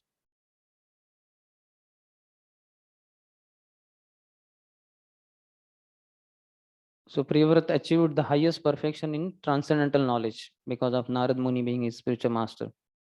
So that's why he's saying Priyavrat could neither welcome Manu's request to rule nor reject it because he's superior also. In the purport, second paragraph, Prabhupada says, when Priyavrat's father Swayambhu Manu requested him to accept the responsibility of ruling over the world, he did not welcome the suggestion. This is the symptom of a great liberated devotee. Even though engaged in worldly affairs, it does not take pleasure in them, but remains always absorbed in the Lord's service. While thus serving the Lord, he deals externally with worldly affairs without being affected. For example, although he has no attraction for his children, he cares for them and educates them to become devotees. So this is for grahasthas in particular, and also for brahmacharis towards the counselees. We may say they are my counselees, I have not produced them, so I'm not attracted, attached, but there may be some material element of attachment there towards the counselees. And what to speak of our grahasthas towards their children? There, though, it is clearly because he is born from us, from our body. So he is ours. So that attachment is very strong there, very clearly there. So he is saying, while thus serving the Lord, he deals externally with worldly affairs without being affected. For example, although he has no attraction for his children, he cares for them and educates them to become devotees. So this also does not mean to become averse to children, neglect them, and discard them when they come close, get lost. Not that kind of, we are not talking about that aversion, which is also another part of envy only. Attachment and aversion. These are the two sides of the coin of envy. Just like we can see our Tukaram Maharaj. We have seen that movie. So when he worked and he got those few sugarcane, sticks. So when he was bringing, and on the way, some child came, Baba, give me. And then, don't be in haste, So he took out one and take it, So, and when the child was happy, Tukaram Maharaj was very happy that the child got. And then that child went and he was playing with other child. Hey, kahan se mila, that Baba is going. So they also came, Baba, for us also. Okay, don't fight. Take it like that. And when he came home, then his wife said, Kya, so much you worked and only one stick you got, which he gave half of to his son and daughter. Now he said, no, many more were there, 10, 15. So where are the others? That on the way, so many children are, so I gave them, they are our children only. And she said, what nonsense? Are our children are here and you are just giving to others. How this fellow doesn't have any brain only? So she is thinking in worldly terms. But you can see Tukaram Maharaj proves to be ideal grahastha. He has his own children, but he doesn't discriminate between his children and others' children. So this is Vasudhaiva Kutumbaya. So that kind of attitude. So he has no attraction for his children, but he cares for them and educates them to become devotees. Similarly, he speaks to his wife with affectionate words, but he's not attached to her. So attachment means on the bodily platform, affection means on spiritual platform. So most of the population being in bodily concept of life, they have attraction to their wife because of physical reasons only, because of the material reasons only. But advanced devotee like Tukaram Maharaj, or for that matter, anybody down the line also, they understand all are children of Krishna. So my wife is also Krishna Dasi, and she's already engaged in Krishna service. Talking about ISKCON Grahasthas, their wives may be initiated or at least chanting, whatever. So then that way, she's Krishna Dasi. So I have some duty. She's entrusted to my care by Krishna, and she's his maid servant, not my maid servant. That kind of understanding. That's what Prabhupada is addressing. He speaks to his wife with affectionate words, but he's not attached to her.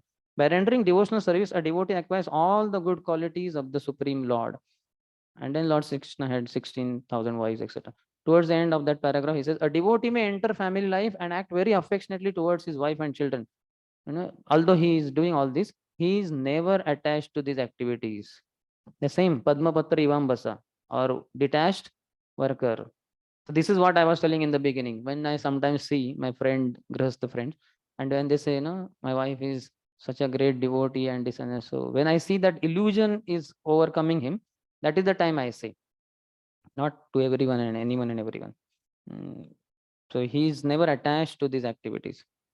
Similarly, we should also be, when we are in Brahmacharya ashram, we should not become attached to anything apparently spiritual on material grounds. If that is done, then that is not pure devotional service. We will be stuck there. And we will experience misery because of that. A Grahastha will experience misery because of his attachment to his wife and children. Similarly, we also, because anything material attachment we have, we will be suffering because of that. This verse states that by serving the lotus feet of his future master, Prince Priyavrat very soon attained the perfection stage of Krishna consciousness. This is the only way. Yasya deve para bhaktir. One who has unflinching faith in Krishna and supreme spiritual master, all the imports of Vedic knowledge are automatically revealed. A devotee always thinks of the Lord continuously. So we can see, we also say we are devotees. Are we thinking of the Lord continuously? So devotee is very high post. While chanting the Hare Krishna mantra, the words Krishna and Hare immediately remind him of all the Lord's activities. That means for advanced devotee, we know when we are chanting Hare Krishna, we should not artificially try to think of form of the Lord. What to speak of pastimes? Nam, Roop, Gun, and is pastime. But here Prabhupada is saying, while chanting the Hare Krishna mantra, the words Krishna and Hare immediately remind him of all the Lord's activities. He enters in complete Krishna Lila only, in Gokul Vrindavan or Golok Vrindavan, and enacting all the pastimes he's able to see, he's able to participate. So this is very high platform. Since his entire life is engaged in the service of the Lord, a devotee cannot forget the Lord at any time. Just as an ordinary man always engages his mind in material activities, a devotee always engages his mind in spiritual activities. This is called Brahma Satra, or meditating upon the Supreme Lord always. Prince Priyavrat was perfectly initiated into this practice by Sri Narada.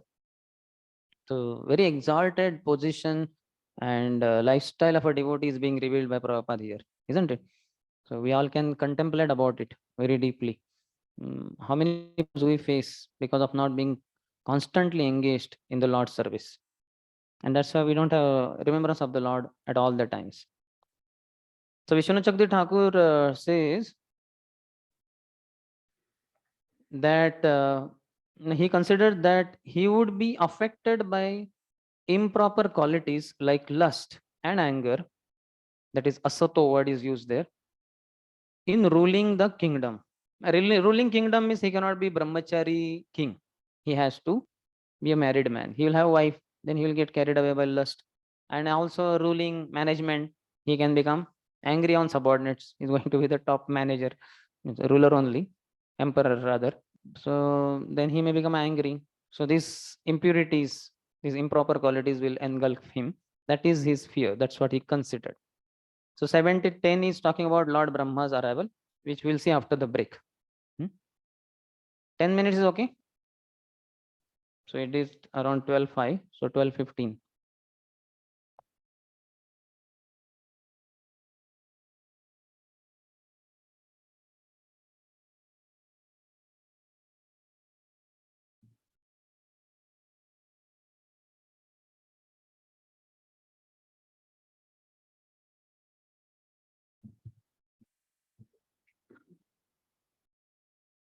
Shri Shukdev Goswami continued, the first created being and most powerful demigod in this universe is Lord Brahma, who is always responsible for developing universal affairs.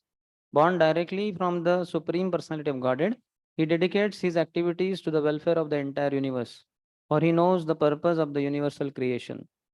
This supremely powerful Lord Brahma, accompanied by his associates and the personified Vedas, left his own abode in the highest planetary system and descended to the place of Prince Priyavrat's meditation. So there is a photo of this, I believe. You can see that. As soon as Narada saw the great swine, he understood that Lord Brahma had arrived. Therefore, Narad immediately stood up along with Swayambhu Manu and his son Priyavrat. So we can see how Brahma has come. Along with him, so many others have come. So many great personalities are there. Brahma is the greatest person in the creation. Just like president comes, he presides over the country. So Brahma presides over the universe, topmost person. So just few lines. It's a Janmadhyasya yatah. Because Brahma was born directly from Lord Vishnu, he is called Atma Yoni. Sometimes great personalities such as demigods like Lord Brahma, Narada and Lord Shiva are also addressed as Bhagavan because they carry out the purpose of the Supreme Personality of Godhead. Lord Brahma is called Bhagavan because he is the secondary creator of this universe. He is always thinking of how to improve the situation of the conditioned souls who have come to the material world to enjoy material activities. For this reason, he disseminates the Vedic knowledge throughout the universe for everyone's guidance. So Vedic knowledge is divided into two parts, Pravrutti Marg and Nivrutti Marg. Nivrutti Marg is the path of negating sense enjoyment, and Pravrutti Marg is the path by which the living entities are given a chance to enjoy and at the same time are directed in such a way that they can go back home, back to Godhead. Because ruling over this universe is a great responsibility, Brahma must force many Manus in different ages to take charge of universal affairs. Under each Manu, there are different kings who also execute the purpose of Lord Brahma. Ahead, he says, the dynasty is described. We have studied in 4th canto. The dynasty ended where? Prachetas. They were sons of King Prachinibari. So that's how that Puranjan section comes. When they had gone for austerities, here Narad Muni comes to Prachinibari and tells him that allegorical story of this one, Puranjan. And then after that, he goes on, and the Prachetas, they marry. What was the name of their wife? Marisha, the daughter of Ramlocha. And from her, they got how many sons? One only. Who? Saubari? Huh? Daksha. Daksha. So why, if Daksha is there, why should Priyavrat come in picture? Any idea?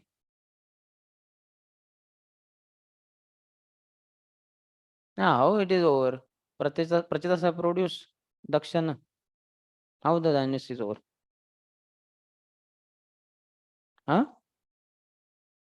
Their daughters? Prachetas, this Daksha is a man, is a fit to be king. Why should they disturb such a nice brahmachari sannyasi Priyavrat, who is peacefully practicing for so many generations?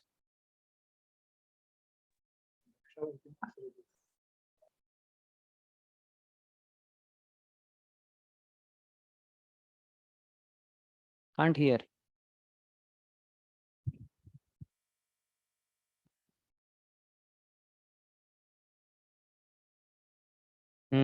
Sati is not there. Sati is over long before only. This is second birth of Daksha from Prachetas. This is not the first birth. First birth was directly from Brahma only. He was Brahma's son. Now he is born as Prachetas' son. Brahma means Brahman. So he had an elevated birth from Brahma, Brahmin family birth. But because he misused by offending a Vaishnava like Lord Shiva, so he disqualified himself. He had to go down. He had to be born in Kshatriya family as the son of Prachetas. But then, as you said, he went for performing austerities. For several manvantaras, till 6th Manvantar, he kept on doing austerities only. So there is no one to rule. So then the whole focus is shifted to Priyavrat.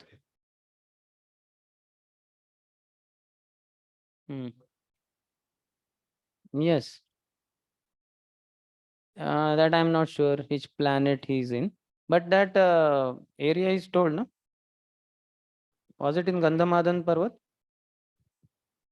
Was there some mention? But Jiva Goswami says at least the Rajaputra word is because he's young at that time. Now young in age he says, or young in appearance, means he's young only.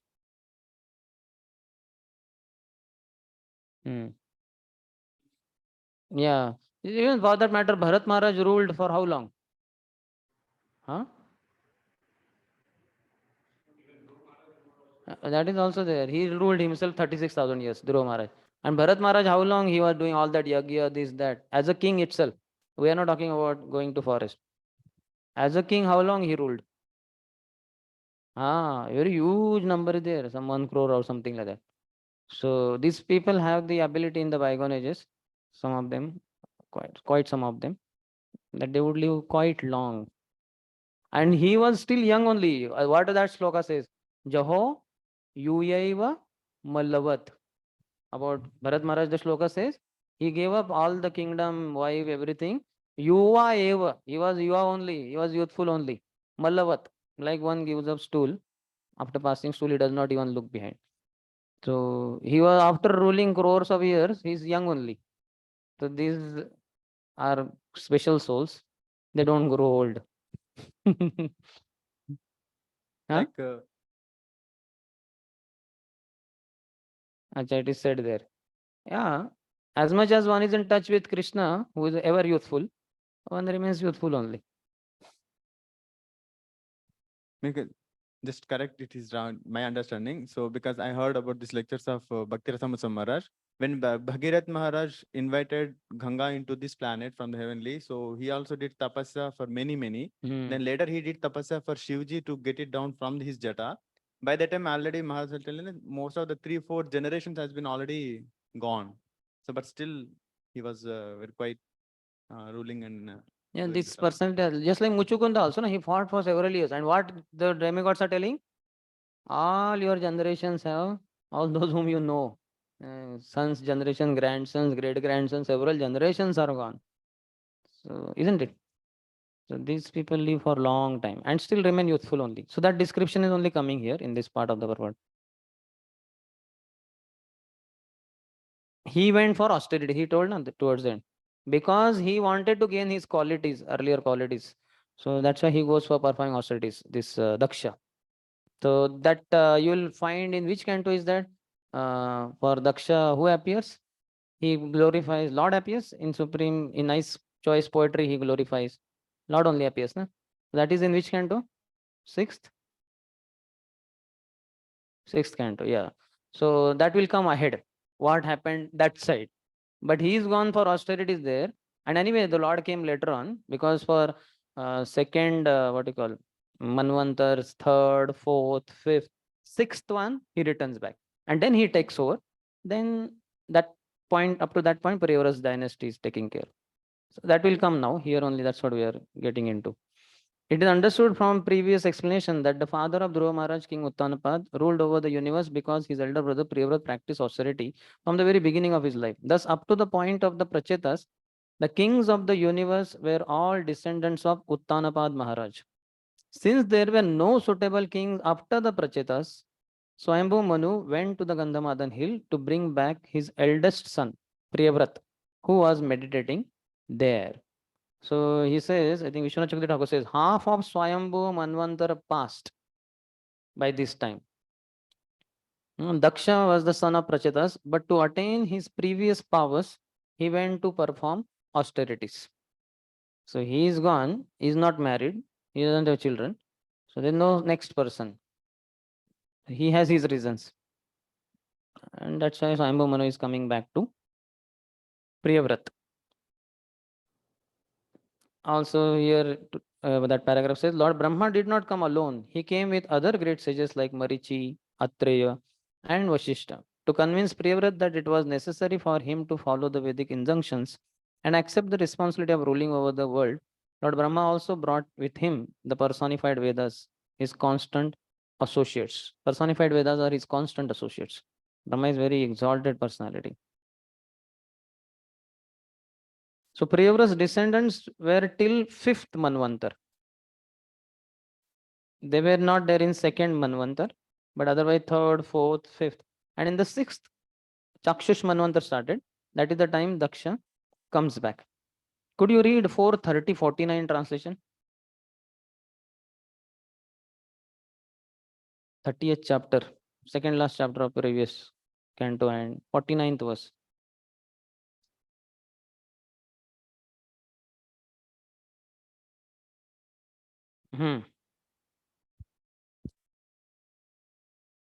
Translation: His previous body has been destroyed,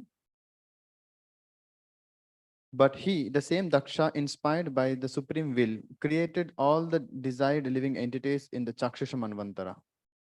Got it. So he came in the 6th Manvantar period. He came back. So till then there is problem. So for that only Priyavrat is approached by Swayambhu Manu, and here when the situation is so complex, Priyavrat is indecisive in his approach. So Brahma himself is coming. In the last paragraph, Prabhupada said there are millions of demigods and the stars and planets are their respective homes. In Bhagavad Gita, it said Yanti Devarta Devan. Those who worship the demigods go to their different planetary systems. Lord Brahma's abode, the highest planetary system, is called Satyalok or sometimes Brahmalok. Brahmalok usually refers to the spiritual world. The abode of Lord Brahma is Satyalok. But because Lord Brahma resides there, it is also sometimes called Brahmalok. So Satyalok is the original word. But we know that Bhurlok, Bhuvarlok, then Swargalok, Janalok, Tapalok, Maharlok, Satyalok. But because Brahma resides, so Brahmalok also. But Brahmalok ideally refers to spiritual world. So then 8th one, Vishwanath Chakravarti Thakur says this 8th verse is describing Brahma's spectacular appearance on earth. It begins with Sa. Sa means he means Brahma. As Lord Brahma descended on his carrier, the great swan, all the residents of the planets named Siddhalok, Gandharvalok, Sadhyalok, and Charanlok, as well as great sages and demigods flying in their different airplanes, assembled within the canopy of the sky to receive Lord Brahma and worship him. As he received respect and adoration from the residents of the various planets, Lord Brahma appeared just like the full moon surrounded by illuminating stars. Lord Brahma's great swan then arrived at the border of Gandhamadhan hill and approached Prince Priyavrat, who was sitting there. We all must have seen. How many of you seen some big person, MLA or somebody coming, and all those cars after cars? How many of you have seen? I believe everybody has seen, So that person, has anyone seen president coming? I mean, we had him here. I think we were not allowed to see. Anybody saw him coming? We were all inside, so we could not see from outside. But somebody in Barsana, Barsana was not there that time, or there? Yeah, some other building they might have seen. So when they come, like so many cars ahead, and then can't understand his car somewhere in the middle, and then again also so many cars. It's a very big thing, and so many, the whole traffic and everything is detoured. Many things are there in that. So we all know what it means to be a very big person of this material world or a small country like ours. How much it is that it is the thing in the city that time, isn't it? And what to speak of Brahma? This is the thing in the universe. That's how we can see all those. It is not like just like that they are drawn there. Those so many swans there. Just like so many birds are flying. So this swan was flying with so many other fly. This is not swan journey. Brahma is coming. So, and the swans are also, the other swans are also of Vashishta, the Marichi, and so many great personality, demigods, Siddhas, Charanas, Gandharvas, so royal entourage, not even royal, so beyond that, universal entourage. Amazing. Prabhupada in purport says, on Siddhaloka, all the residents are very advanced in the powers of mystic yoga. They can fly from one planet to another without airplanes or other flying machines. Similarly, the residents of Gandharlok are expert in musical science. and those on Sadhyalok are all great saints. The interplanetary system undoubtedly exists, and residents of different planets may go from one to another. On this earth, however, we have not invented any machine that can go directly from one planet to another, although an unsuccessful attempt has been made to go directly to the moon. Proper time and time again, he has to shoot. Any idea why he would shoot? This such sensitive issues. Moon excursion was going on. Okay, any other? Recently in one of the Bhagavatam classes, one speaker said, recently means before I went to Bangalore, 1 week back, because sixth canto means holy name beginning. So one who has to come to the holy name, he has to be thoroughly tested. Only one who has no faith in all this modern propaganda, scientific propaganda, and he has faith in the words of Shukdev Goswami, that this is how the planets are. Sun is closer than moon. Moon cannot be reached. All this Prabhupada would again and again point out and would test the faith of his disciples. Do they have faith in the words of Shukdev Goswami? If they're not, then they are not qualified to reach holy name in 6th canto, Ajamil section. So we can also test regular devotees, not newcomers. In newcomers, we should not speak these issues. And if they ask something, then maybe we can have that, what they call, conspiracy theory. That we can give. You can say this NASA scientists have prepared. We watched that movie. We found it quite nice. You can watch, isn't it? Very new people I'm talking. But if they have faith, then we can also give them this and give. Ultimately, they have to realize this, that it is true. What Bhagavatam says, Shukdev Goswami says, what Prabhupada says, this is a fact. And what the scientists say, that is hoax. There's no point in that. So next, 9th. Lord Brahma, the father of Narad Muni, is the supreme person within this universe. As soon as Narada saw the great swan, he could understand that Lord Brahma had arrived. Therefore, he immediately stood up along with Swayambhu Manu and his son Priyavrat, whom Narada was instructing. Then they folded their hands and began to worship Lord Brahma with great respect.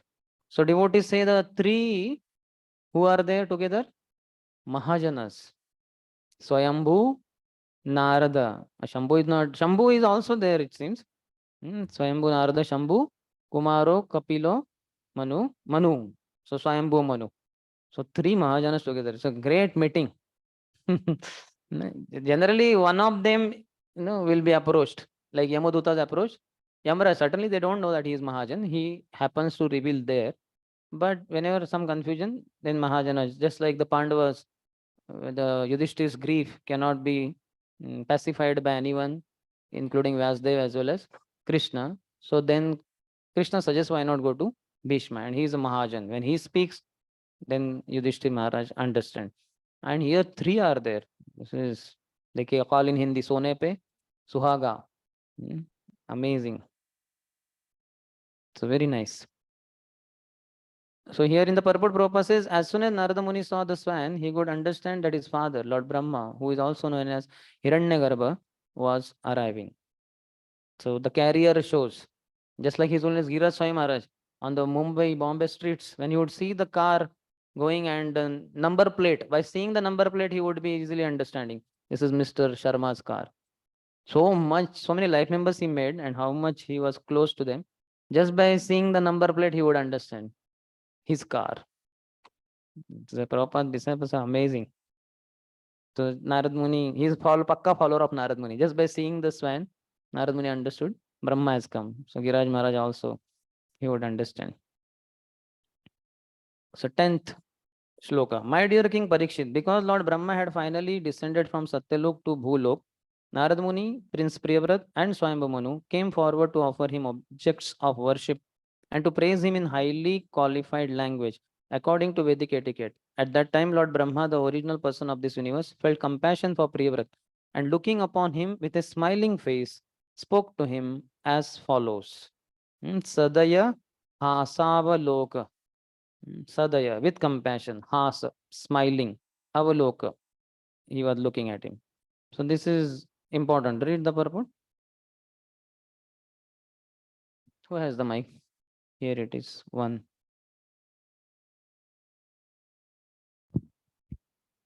That Lord Brahma descended from Satyaloka to see Priyavrat indicates that the matter was very serious. Narad Muni had come to advise Priyavrat about the value of spiritual life, knowledge, renunciation, and bhakti. And Lord Brahma knew that Narada's instructions were very impressive. Therefore, unless Lord Brahma personally went to Gandhamadan hill to request Priyavrata, Lord Brahma knew that Prince Priyavrata would not accept his father's order. If you want, you may underline this. Lord Brahma knew that Narada's instructions were very impressive. Narad Muni is a powerful preacher. So once one is preached by Narad Muni, to take him to some other direction is not easy. So personally, Brahma has come. Brahma's purpose was to break Priyavrata's determination. These lines also you can underline. Yes, and next also. Therefore, Brahma first looked upon Priyavrata with compassion. His smile and compassionate features also indicates that although Brahma would request Priyavrata to accept household life, Priyavrata would not be out of touch with devotional service. By the blessings of a Vaishnava, everything is possible. This is described in Bhakti Rasamrita Sindhu as Kripa Sindhu or Siddhi. Kripa Siddhi, or perfection attained simply by the blessings of a superior person. One usually becomes liberated and perfect by executing the regulative principles set down in the Shastras. Nonetheless, many persons have achieved perfection simply by the blessings of a spiritual master or superior. So this is a very important principle. We can see also, like all Prabhupada disciples, they don't talk very highly about Vedic scriptures and all that, regulative principle. They talk about Prabhupada. Isn't it? How many of you agree? You see all these famous speakers on Prabhupada, like Shrutakirti Prabhu, who else? Harishauri Prabhu, basically personal servants and some others also. Malti Mataji. Prabhupada. Only Prabhupada. We knew nothing about Krishna. For us, Prabhupada was everything like that. So, and that's how they got mercy of pure devotee, Kripa Siddhi. Like that. We may say that Kripa Siddhas are rare here, but actually most of these Prabhupada disciples, they are all Kripa Siddhas. They got Prabhupada's mercy. And we can see that clearly in their lives. They don't talk about other things. They may accept, but for them, Prabhupada is that just like that, say, no? What is that? Vasudeva Param Jnanam, Vasudevam Param Tapaha, Vasudevam Paramakha, Vasudeva Paraveda, Vasudev this, Vasudev that.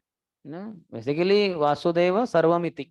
Vasudeva is end all and be all. So for Prabhupada disciples, we can say Prabhupada, they're all the time chanting Prabhupada only. We can all clearly see that. How they are mad. Shrutakirti Prabhu in particular, for him not hours, he can talk for days, months about Prabhupada. And amazingly, what has happened several decades back, how it is so fresh in their memory, isn't it? I doubt how it is like that, And they can write books and all meticulous details, small thing. And then Prabhupada looked and then smiled. How all those things. And weather, how was the weather? We came to India and how was the weather? How they remember these things? This is Kripa of a pure devotee. So one usually becomes liberated and perfect by executing the regulative principles set down in the Shastras. Nonetheless, many persons have achieved perfection simply by the blessings of a spiritual master or superior. Here Prabhupada is only the spiritual master. By his blessings, so many great souls, so many devotees were delivered. It's very special. Okay, next also you read. Priyavrata was the grandson of Lord Brahma, and as joking competition sometimes takes place between grandson and grandfather. In this case, also Priyavrata was determined to remain in meditation, whereas Brahma was determined that the rule the universe. So sometimes we may feel, these are like enemy. Brahma is the enemy. Brahma, one party, Narada, another party. They are going to fight. But what to do? Narad Muni has to keep quiet because Brahma is after all the father. And Priyavrat, poor fellow, is too small. He is grandson. But Prabhupada is saying, like sometimes joking competition between grandfather and grandson. So it is like that.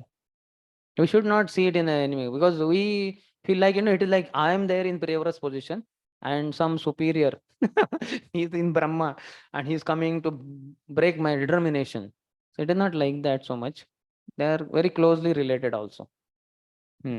Thus, Lord Brahma's affectionate smile and glance meant, my dear Priyavrata, you have decided not to accept household life, but I have decided to convince you that you must accept it. So Vishwanath Chakravarti Thakur says that affectionate smile. Smile means what?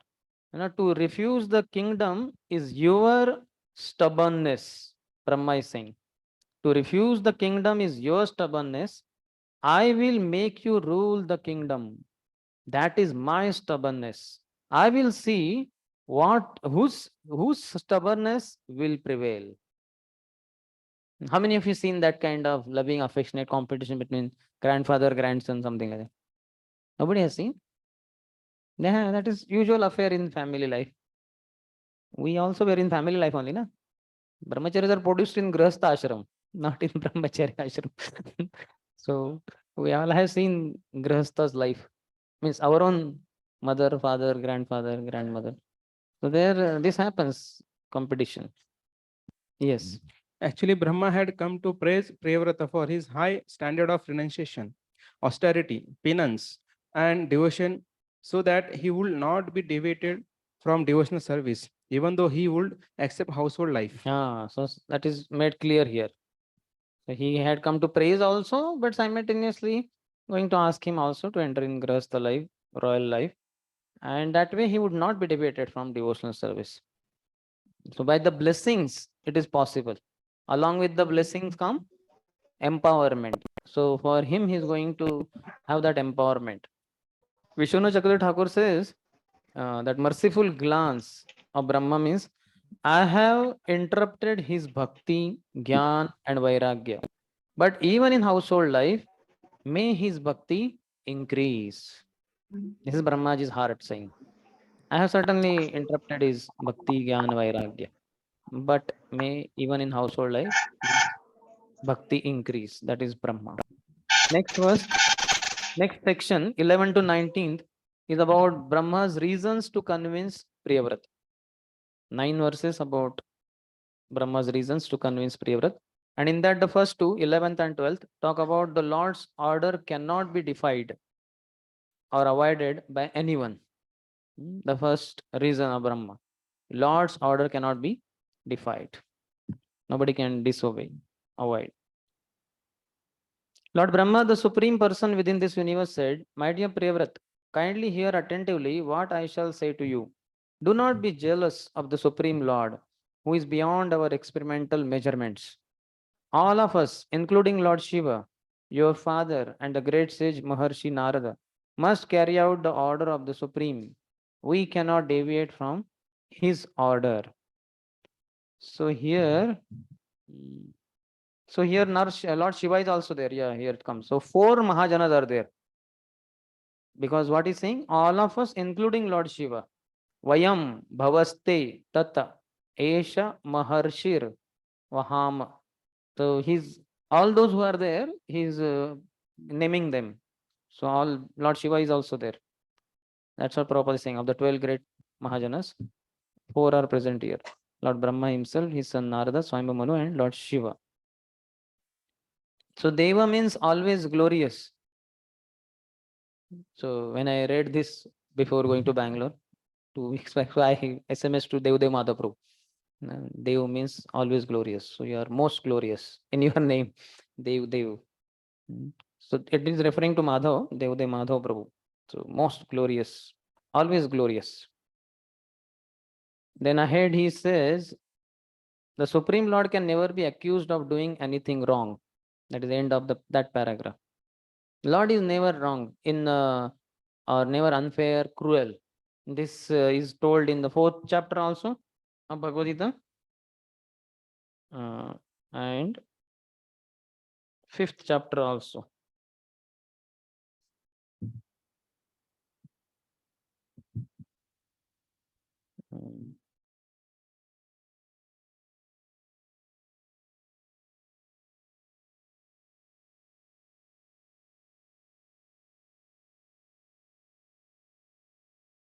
1 minute.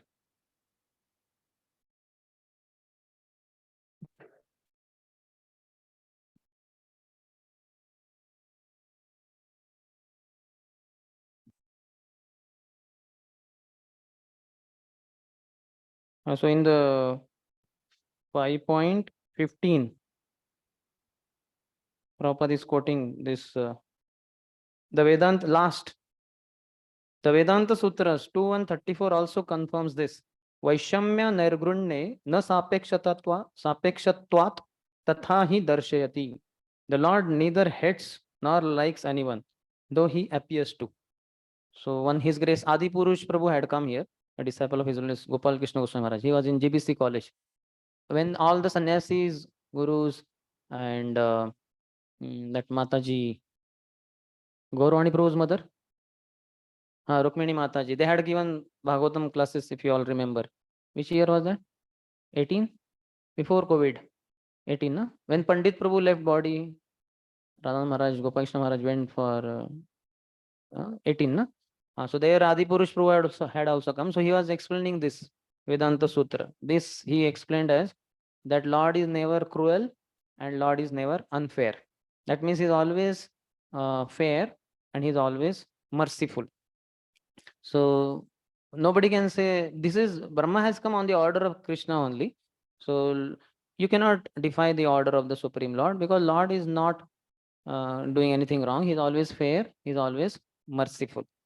His plan for all living entities is perfect. His most merciful plan. So ahead in the next paragraph, he says, Brahma and other genuine authorities never do anything without Lord's permission. The more a living entity is purified by devotional service, the more he comes in direct contact with the Supreme Personality of Godhead. So Brahma in his heart only he gets the direction directly from the Lord. Prabhupada quotes, Dadami buddhi yogam tam yenamam upayantite. Those who are always engaged with love, priti purvakam, for them I give them intelligence by which they can come to me. So Brahma is very special soul. He gets directions from the Lord directly, and Lord is always the well-wisher of all. Vishwanath Chakravarti Thakur says, Brahma is saying, I am not your enemy who will make you suffer. I am not deceiving you. Do not hate the Lord. He quickly delivers one whom he engages in actions in this world, and he does not deliver another who is in the forest. No one knows his activity. So kind of hinting at his activity. You are in the forest and performing austerities, but Lord quickly delivers one whom he engages in actions in this world. That doesn't mean that what he was doing earlier was wrong. Till then it is fine, because he was after all doing on the instructions of Narad Muni, who is a Mahajan. But now Narad Muni also will agree. Brahma to anyway has come. Swayambhu Manu had come for that reason. So all want him to marry, because all want him to be the king, because Lord wants so. So Lord Brahma is saying, I am not your enemy who will make you suffer. I am not deceiving you. Do not hate the Lord. He quickly delivers one whom he engages in actions in the world, in this world, and does not another who is in the forest. No one knows his activity.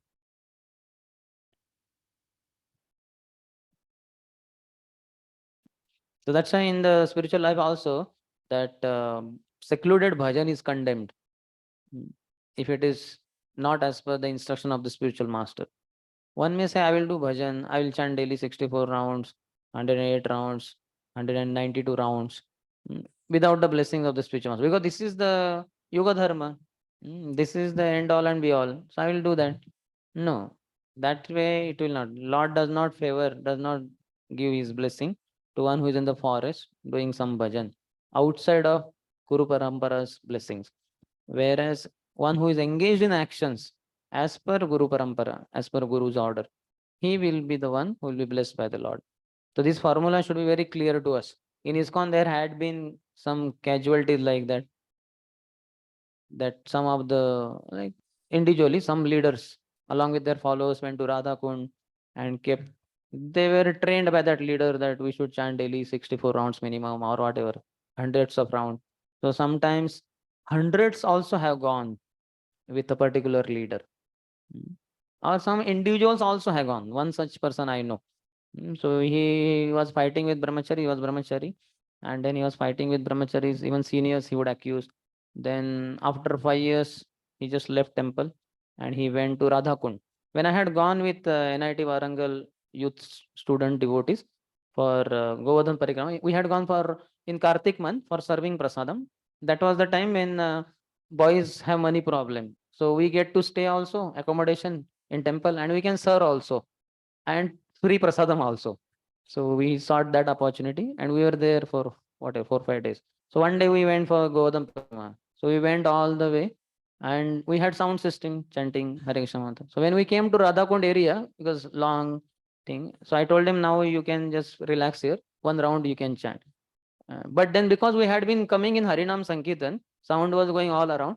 So after I came there and I told them, so they were chanting. So one Saffron Brahmachari came and sat next to me. And all the boys were wondering. I was talking to him very intimately.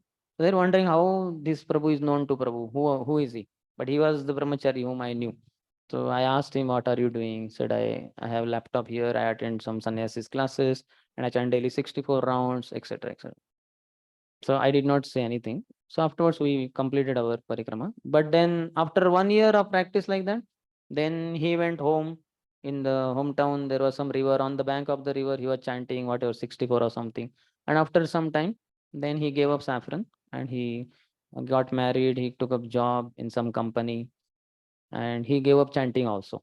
He was not chanting one round. So once myself and one more saffron brahmachari, we went to his house and we carried some simple neem beads, our 20 rupees beads from the stall. That just in case he doesn't have beads given by spiritual master, we'll give him this. So we asked, we talked other things, and then slowly we came to that point that, do you have the beads?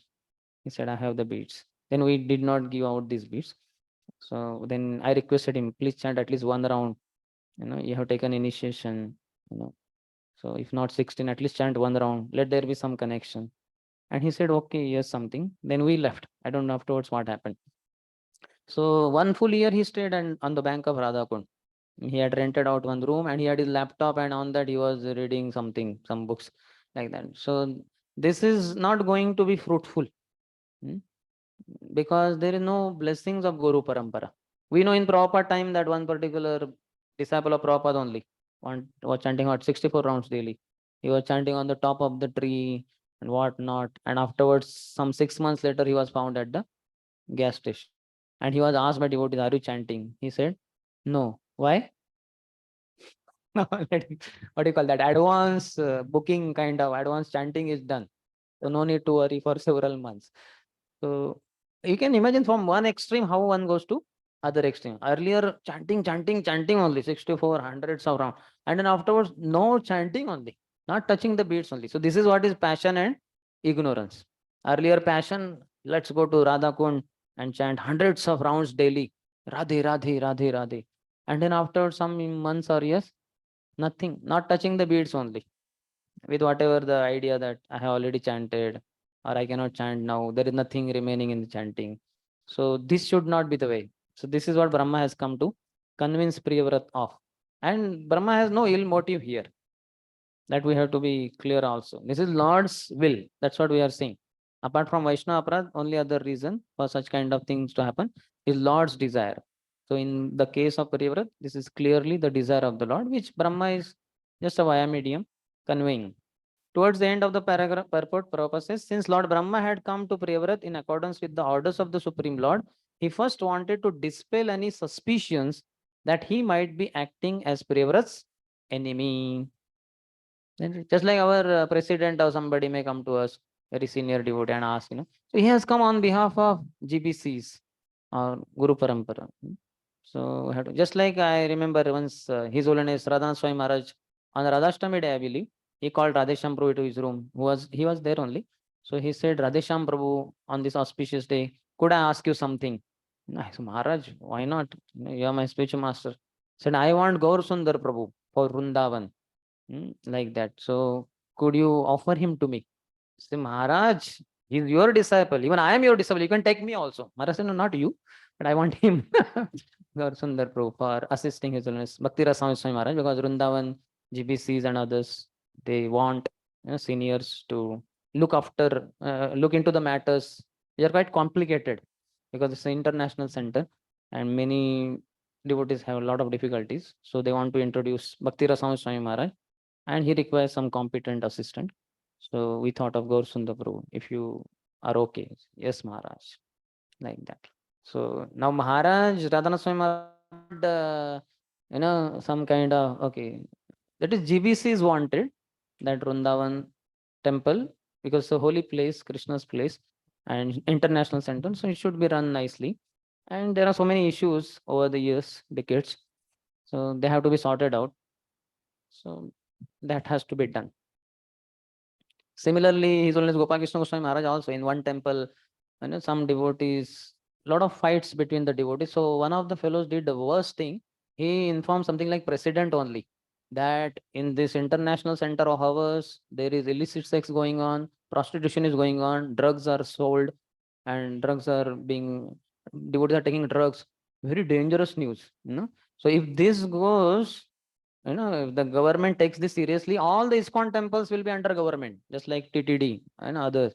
And we fellows will be like helpless. Whatever government says, that only we can do. We will have nothing to say. ISKCON is no more under Prabhupada or our temple president. It all goes under government. So fortunately, because His Holiness Gopal Krishna Goswami Maharaj was in touch with President of India then, and he knew nice person, devotee. So he called Gopal Krishna Maharaj and said, Maharaj, some kind of news like this has come. What is it? So Maharaj said, no, Maharaj, no, that sir, whatever, that nothing like that. So we will, you give me some time, I'll sort it out. So Maharaj had to personally go, though that was not his zone. And then he stayed there for several days because a lot of complications. I don't want to get into details. But then ultimately Maharaj told His Holiness Bhakti Rasam Swami Maharaj to stay there only in that temple for some 2-3 months continuously, because Gopal Krishna Maharaj had to go for so many other things. He sorted out on the primary level. So then he kept Bhakti Rasam Maharaj, you be there only, not required. So then, so that was taken care of. So when seniors come like that, they don't come on their own. Just like Gopal Krishna Maharaj feels Prabhupada's temple, father's temple. So Prabhupada's property, Prabhupada's thing has to be protected. I have seen once His Holiness Jayadvaja Swami Maharaj, when I was in Mayapur temple. Maharaj bead bag, something was there, what they call, that badge was there. I was wondering, something is written, no photo of Krishna. I was not understanding what it is. From distance, it was not understandable, readable. So then, and I cannot go very close to Maharaj also. For what reason, after all? So then I went in front side, little bit as close as I could. And then I read what was written. So it was written, sell books and not the temples. Because 1 or 2 fellows, 1 or 2 temples of ISKCON were sold by somebody. So out of those 108 temples, 1 or 2 were sold. Some problem, but afterwards I think through court case, ISKCON got it back also. But then that's why Prabhupada disciples were disturbed. These fellows, 3rd generation or 2nd generation, whatever you call, we help Prabhupada to create more and more temples, and his next generation is selling temples. Books should be sold and not the temples. So that was the badge. So I saw one more devotee having that. So it became such a big affair. So they had that made also out of it. So here it is clear that Lord Brahma is not acting inimically towards Priyavrat. It is Lord's desire. Okay, next, 12th one. One cannot avoid the order of the Supreme Personality of Godhead, not by the strength of severe austerities and exalted Vedic education, or the power of mystic yoga, physical prowess, or intellectual activities, nor can one use his power of religion, his material opulence, or any other means, either by himself or with the help of others, to defy the orders of the Supreme Lord. That is not possible for any living being, from Brahma down to the end. So many things are told. Around 8 things are told. Natasya kashit tapasa vidyaya yoga viryena manishaya artha dharma paratah swato. 9 things are there. So we cannot avoid the order of the Lord by any of these means. not by the strength of severe austerities. Just like that milk drinking brahmachari. He was quite a severe, austere person. Very difficult to follow that kind of walk. But that doesn't defy the order of the Lord, that he can win over the Lord just by being so austere. Or exalted Vedic education. Sarvam Bhattacharya had that. But conclusion was not clear, and he was defying the order of the Lord by speaking Mayavad philosophy. That's why Mahaprabhu defeated him. Or the power of mystic yoga, like Durvasa Muni, such mystic power. But then he is using them improperly on pure devotee of the Lord only. By Lord's blessings, he is Yogeshwar, Lord is Yogeshwar.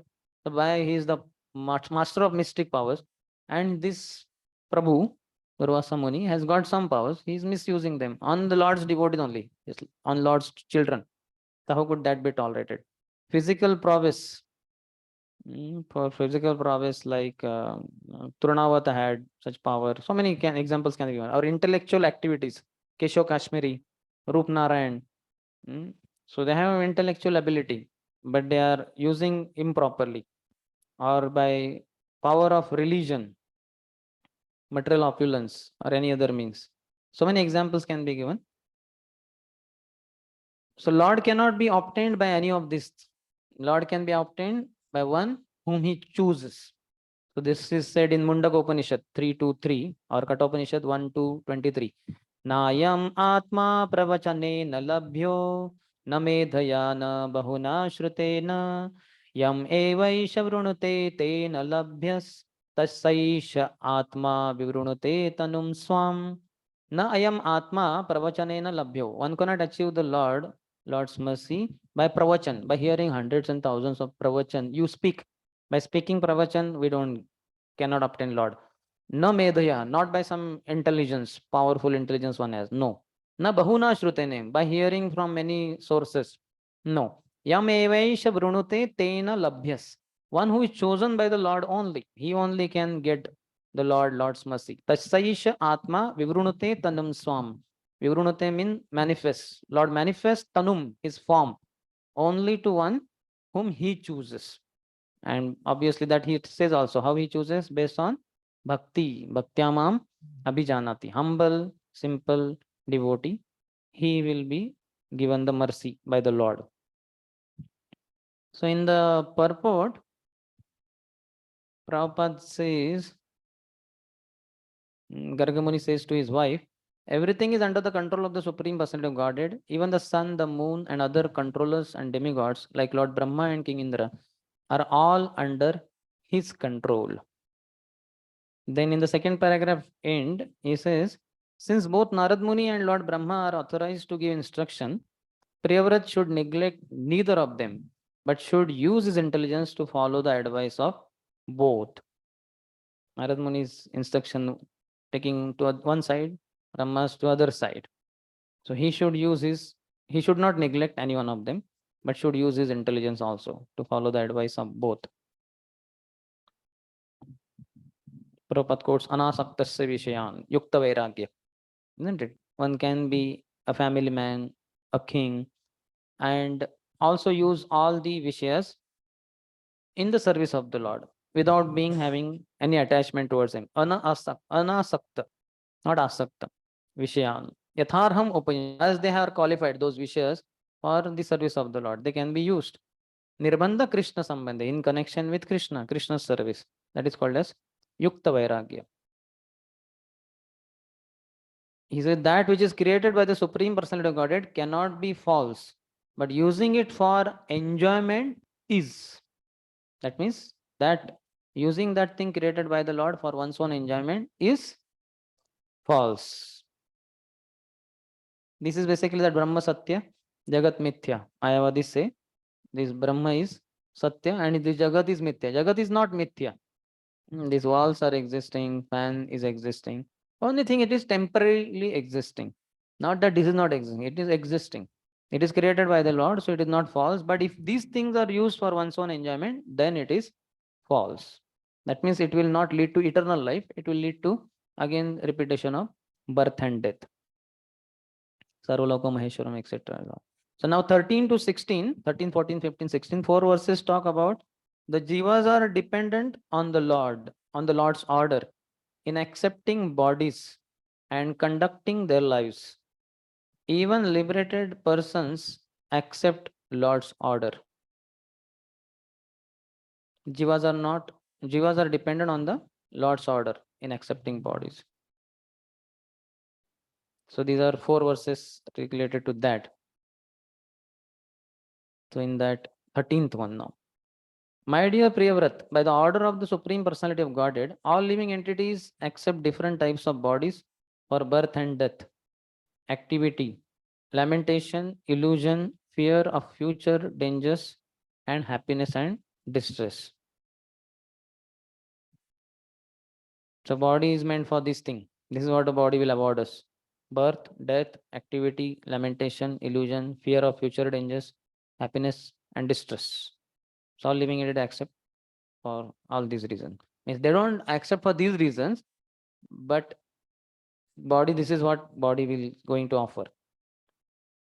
Prabhupada in the first paragraph middle says, modern scientists do not know why there are varieties of bodies in 8.4 million forms. The fact is that all these bodies are ordained for the living entities by the Supreme Personality of Godhead according to the living entities' desires. He gives the living entities freedom to act as they like, but on the other hand, they must accept a body according to of their activities. Thus, there are different types of bodies. So modern scientists will not be. So if you come across some modern scientist, you can ask him this question. Sir, why there are so many varieties of living entities? And you could hear him. Yesterday in Bangalore, I visited one couple's house. They were staying in the same building next to temple. There is a community, just like we have Barsana here. Though Barsana is not nothing to do with, means not so much to do with temple, but there the grahastas only, some leaders, they made that building taking money from others, and they arranged some flats for the visiting guests. So that's how I was also staying in that one of the flats. And there one couple is there. Venkat Govind Prabhu is a disciple of His Radha Swami Maharaj. So he had invited me to his house yesterday evening. So I had gone there and we had a very nice program. I wanted to say something in context of this. What was I saying before this? Modern scientist. So, okay, so he was telling, he was here in our Pune temple only till 1996. He knows Vrindavan Prabhu as the president that those days in 94, 95. So before that, 93, he was in Boston. He for his job or whatever. He went there. So he was not knowing, being pious Indian, he was not in ISKCON. So he asked some friend where to stay, where I can get vegetarian food, etc. So somehow he was told, you stay in Boston temple. He was not aware of ISKCON and all that, but he got to stay there for 3, 4, 5 days. He and his wife, something like that. So there was Sadaput Prabhu, who was visiting, which is the university there? I think MIT, Massachusetts Institute of Technology. So he was going there and he was challenging the scientists there. He would ask different questions to them and they would not be able to answer only his questions. And then he would answer based on what he has heard from Prabhupada and all that. And every day in the evening, when he would come back, he would catch this couple and would tell them. So I asked them this question, and the scientists, none of them could answer. And then I answered, and they were wondering, oh, like that, huh? And next question I would ask, again, they would not be able to answer like that. So by his association and all, eventually they picked up, they became nice devotees, both of them. Yesterday I had been in their house like that. So we can ask this question, why there is so many variety, so much of variety, 8.4 million forms? Because so many living entities have desires. These are the varieties of desires they have, and Lord arranges in this way. Next, Prabhupada quotes Sarvasya or something, yeah, Sarvasya Chaham he quotes, and then he says that I am seated in everyone's heart from become remembrance, knowledge, and forgetfulness. It is not a fact, however, that the Supreme Personality of Godhead gives direction to certain living entities in one way and other living entities in another way. The truth is that every living entity has a certain desire, and the Supreme Lord gives him a chance to fulfill it. The best course, therefore, is to surrender unto the Supreme Personality of Godhead and act according to his desire. One who does so is liberated. So some people say Lord is partial, he did like this. he guides people directions in this way, that way. Some people say he makes some people rich, some people poor. Lord is partial, this, that. So many people have a lot of misunderstanding. That's why preaching is required. Preaching means making people lovers of Krishna by removing all their misconceptions about the Lord. Or in another sense, lost children, getting them back to their father and mother. So that's why Krishna loves preachers. And in ISKCON, Bacha is preacher. Like that. Saraswati, she would be on the stage. How old was she? 3, 4, something like that. And every person she would catch and say, you know who is Krishna? Krishna is the Supreme Personality of Godhead. If only you can tell this to anyone and everyone, it's a big thing. Prabhupada in that leaders meeting once asked, are you convinced that Krishna is the Supreme Personality of Godhead? Are you 100% convinced? They were silent. Prabhupada said, if only you are convinced, then in 18 days, we can take over the entire world, because it took only 18 days for the Pandavas to win over the entire war. So that's a fact. But full conviction is required. So we have to remove the misconceptions in the hearts of the so many human beings, at least first. They are the ones with discrimination. They are the ones who could surrender to the Lord if only their misunderstanding is removed. That's why saying surrender to the Lord, that is the best course, and act according to his desire. One who does so is liberated. Next, 14th. My dear boy, all of us are bound by the Vedic injunctions to the divisions of Varnashram according to our qualities and work. Guna, karma, damabhi. Dama is rope, damodar. So we are bound by our gunas and qualities. And that is how Varnashram is, not based on birth, but based on qualities and work. These divisions are difficult to avoid because they are scientifically arranged. Suyojitaha. Suyojitahi are arranged.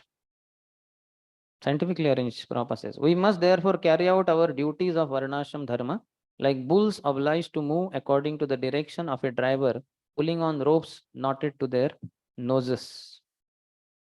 Read that. From there is some controversy, that after 3-4 lines. So Prabhupada is clarifying one controversy. Yes, you want to read? You don't have microphone. That page only, last line. There is some controversy about this, however, because some say that since one receives a body according to the guna and karma of his past life, Here attentively what Prabhupada is saying.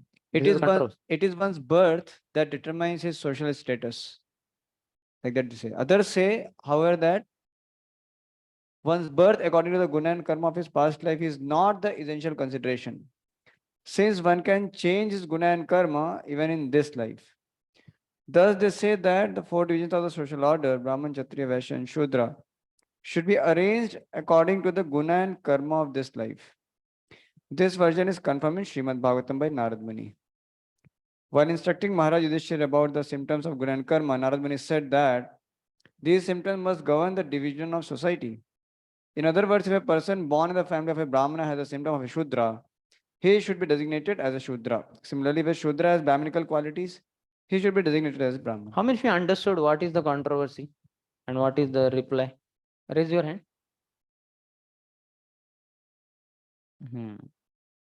That's why slowly I'll read again. There is some controversy about this, however, because some say that since one receives a body according to the guna and karma of his past life, he had some guna and karma in past. So in this life, it is one's birth that determines his social status, isn't it? He was a Brahmin as per his qualities and his activities in the previous life. So he birth decides he's a Brahmin.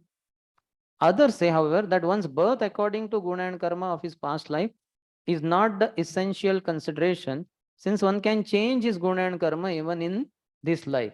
He might have been having Brahminical qualities and activities, but now he's born in Brahmin family, but he's acting like a Shudra or very other person, So how can he be considered as a Brahmin just because he's born in Brahmin family? So that's why it has to be based on his current status. not previous status.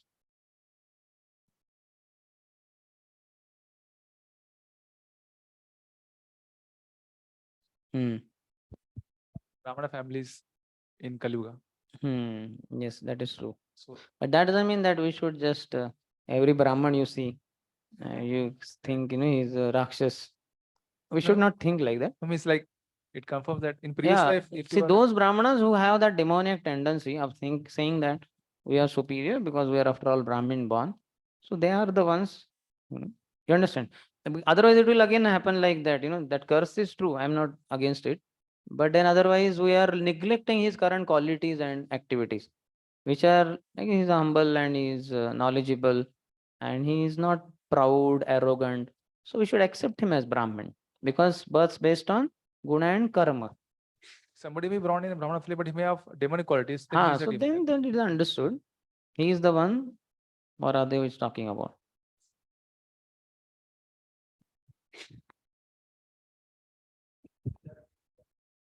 If one has done Bhakti-onmukh Sukruti, then he will be born in Brahmin family, or he has done Karmi-onmukh Sukruti also, then also he could be born in Brahmin family. So, if he's pursuing his devotional path further, that means he has done Bhakti-onmukh Sukruti. Otherwise, Karmi-onmukh Sukruti Brahmin, he will just get into rituals, maintenance, livelihood through that, and that is fine. Even if you approach him, he may not be so eager for pursuing devotional service, etc. For that matter, not only Brahmin, Shushinam, Shrimatam, rich people also like Kshatriyas and Vaishyas. These are the two rich communities. Okay, so next I said the Varnashram system is scientific. Therefore, if we accept the divisions of Varna and Ashram according to the Vedic injunctions, our lives, Vedic instructions, our lives will be successful. Unless human society is thus divided and arranged, it cannot be perfect. So for masses, we try to arrange Varnashram, try to bring them to Vedic life as much as possible because people have gone far, far away.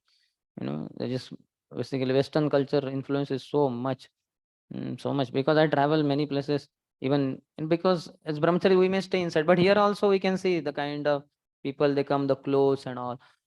If at the airports and all, my God, the girls they wear, it's less than half pant, more than underwear, some kind of I don't know what they call that dress. Very horrible they dress. And what is there to expose in one's body? What is the end? Ultimately to be naked. And then next, what remains? As far as glamour goes, exposing one's body is concerned. So how horrible the world is. The way people eat things, dress themselves and talk. So much dissatisfaction is there for sure. And there is no happiness, but then they talk big, big things. Miserable people because they are not following Varnashram properly. They have no idea of Varnashram. So we can try some way. We can give them devotional service only, but at least some things can be told. That's why I happened to see some of the, what do you call that, video clips of His Grace Gaur Gopal Prabhu. I was stunned, my God, the kind of audience he is addressing. How many of you seen? Some of them on net, they are there.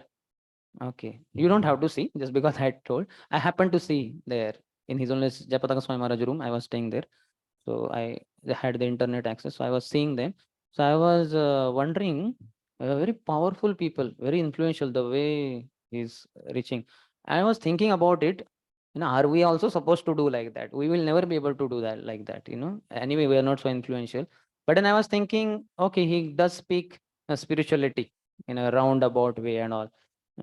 Many things are there. I'll not get into it because many have objection about it. Where is he heading to? He is one side, Amog Lila Prabhu is another. Two heroes of our ISKCON currently, top heroes. There are some other also who are not zeros, but little more than zero. 1, 2. They are also trying to be heroes like that. They are also uploading their video clips and watching how many viewers and all that. But I was thinking those Indians, pious Indians, and for that matter, he is an international figure also. I was thinking he is going directly in saffron with bright, Vaishnav Tilak and ISKCON fellow. It's very clear. And he speaks about Radhana Swami Maharaj, says this and all that. So I was thinking, this is good. He's giving, what you call, ISKCON is getting big repo. Similarly, our Amog Lila Prabhu also. isn't it? He had some program. I was not here, but many boys had come. It's my brother's son had come just for because Amog Lila Prabhu is coming. He and his friend, they are fans of Amog Lila Prabhu. So I told them, come, then he is there. Directly you will be able to see. And if you are behind Brahmacharis, you can see him closely. You can talk to him also. So then they both came. I was not here. So they came. And then I asked how many boys came. Pura bhar gaya tha wo. Then how many? 4,000-5,000? None of you went? Okay, no problem. You are not youth group. You are okay, you attended Bhagavatam class. Okay, no problem. But it's good, very good. And I have seen some of Amog Lila Prabhu's video clips also. There, he's also very open. Directly, he speaks about, and he's also in saffron, white, means our bright tilak. So they are getting those people whom we cannot, maybe ever able to meet. And we have something called a seed sowing concept, seed sowing program. Just like we do one-time program or what, Rath Yatra. So seeds are sown. So I was thinking these devotees, they are like they are preparing seeds on the tree only, and then seed sowing can be done. So this is before seed sowing, and it is good getting rapport, getting a good image of ISKCON. So it's good. Now we may say, no, but what is it? Don't get into that side. At least Guru has blessed both of them. I talk very intimately with Amog Lila Prabhu because I have several times gone to ISKCON Dwarka 13 temple. So I have taken breakfast with him. So I ask him, and he tells about his pastimes with Sri Gopal Krishna Goswami Maharaj. And very, very frank he is. Like once Maharaj said, hey Amog Lila, just see this Mohan Dhruv. How Mohan Dhruv is so simple, sadhu, like that. And how you are like this? Maharaj is a sadhu. I am not a sadhu. Very openly he speaks with Maharaj. And some other things which I cannot speak, what he speaks with Maharaj here in public, not good. But as a friend, he tells me everything. His very intimate relationship with Maharaj. But they are very intimately connected with their spiritual master. His Holiness Amog Lila Prabhu is connected to His Holiness Gopal Krishna Maharaj. And similarly, our Prabhu here, Gaur Gopal Prabhu is with Radhanath Swami Maharaj. So they are blessed by their gurus. We don't have to worry. And they are getting many people, many, what do you call, popularity for ISKCON, isn't it? When you see the viewers, I was not understanding what it is, 4.5 M plus. I don't know, what is that M? M is, I think, millions. Amazing, huge. It's good. Similarly, our Prabhu has written The Captain book. There I went to Bangalore and his Bhakti Vinod Prabhu is there. You know him, Chandigarh temple president earlier. He's sick there. He stays there. In every visit, he very humble devotee. His Holiness Gopal Krishna Swami Maharaj disciple. So he sits in my classes. I seek his blessing. So he's very senior. So he called me to room. He said, I want to talk to you. So I went there, Sunday class I gave. And then I was going to another temple and I was coming to that temple Friday. He saw my schedule. He said, oh, you're very busy. So when could you come and meet me? So then I said, Friday, Prabhu, I will come. So Friday I met him. So as soon as I met him, he gave me the gift, the book gift, the captain in my hand. He said, you know this book? I said, yeah, our Prabhu only. And before even I could remember Toshan Nimai Prabhu, he only said, Toshan Nimai has written this book. I said, yes, he has written. So have you read? I said, no, Maharaj, not Prabhu, not yet read. So he was gifting me. I said, no, my roommate has, no problem, Prabhu, I'll read from him like that. So he was glorifying this book very highly. He said, that big, okay, fine, Lilamrit, but who will read that costly also? Even the abridged version also is quite big. That also people want something small. And this fellow has done pakka job. He was glorifying Toshan Nimai Prabhu. So Chennai, some school or somebody called him and they said, we want some book about Swami or something like that. He said, Chennai temple doesn't have, Pune temple has. I will arrange for you. So how many copies? 108 copies for one school in Chennai. Like that. He recommended. And he said, you don't worry, I will get it. So he only arranged to get it and reach it to Chennai and all that. So this kind of works are very good. We should not think, what is this? Is this the thing brahmachari should do? No, we have to reach out to people. Those who are not ready for full Krishna consciousness, at least some way, they get to read about Prabhupada, the children get to read about Prabhupada, they will really understand, yeah, this fellow is a captain, he's a hero. I have not seen hero like this at the age of 70 going to America with nothing, no acquaintances there, and making this worldwide organization. So we have to make people know about Prabhupada, about ISKCON, and that is also good, like seed sowing, isn't it? What these devotees are doing, you should not think that where they are heading. Some people think they will fall down. And one person in Gaur Gopal Prabhu's class, he asked also, no, Prabhu, you never spoke about Krishna and Prabhupada in your lecture openly. So Gopal Prabhu felt little disturbed. So these are the people in which we cannot directly speak this thing. Though his appearance shows, na, anybody ask him personally, why you are in this dress? He's gone, saffron brahmachari, we are brahmachari. What is this tilak? He will tell. This tilak means this. And this is my temple address. Hope you are okay. Why I spoke all this? Because Varnashram system is scientific. I am saying that those fellows who cannot accept pure devotional service, full surrender to Krishna, at least very sophisticated Indians and worldwide people, millions, because of these devotees endeavors. And as I said, we don't have to analyze because their gurus have blessed them. So why should we worry, isn't it? We should see whether Guru Maharaj has blessed me or not, or I am going on independently. Okay, so towards the end, afterwards, after quoting Varnashrama Acharavata, he says such a civilization must certainly be called materialistic because its people do not know the goal of life. The goal of life is to reach Vishnu, but instead of reaching Vishnu, people are bewildered by the external manifestation of the material energy. That's what I was telling. You know, all these people are crazy, materialistic. Like if you wander, no, if you go to airports, so it's like horrible scene. Because people feel high, so high about their prestige and all that. You know, we are rich people. We travel by planes. Crazy fellows. You can see the top-notch, you know, people of India, how they are going crazy. And so informing them about Vishnu, about devotional life, little in a remote way, indirect way, these people are able to do. So let them do. Otherwise, people will be highly materialistic. Therefore, progress in material advancement is blind, and the leaders of such material advancement are also blind. They are leading their followers in the wrong way. Andhayatandir upagiyamanas. Blind leading to blind. And then ahead he says, see what Prabhupada says, the next paragraph. It is best therefore to accept the injunctions of the Vedas, which are mentioned in this verse as Yad Vachi. In accordance with those injunctions, everyone should find out whether he is a Brahman, Kshatriya, Vaishya, or Shudra, and should thus be educated accordingly. Then his life will be successful. Otherwise, all of human society will be confused. So we could also find out which Varna predominantly I am in. And if confused, we could approach our superiors. They could tell. But irrespective of whichever Varna we are in, if we practice Krishna consciousness, what regulations are given to us, we'll surely reach perfection. This is Daivi Varnashram.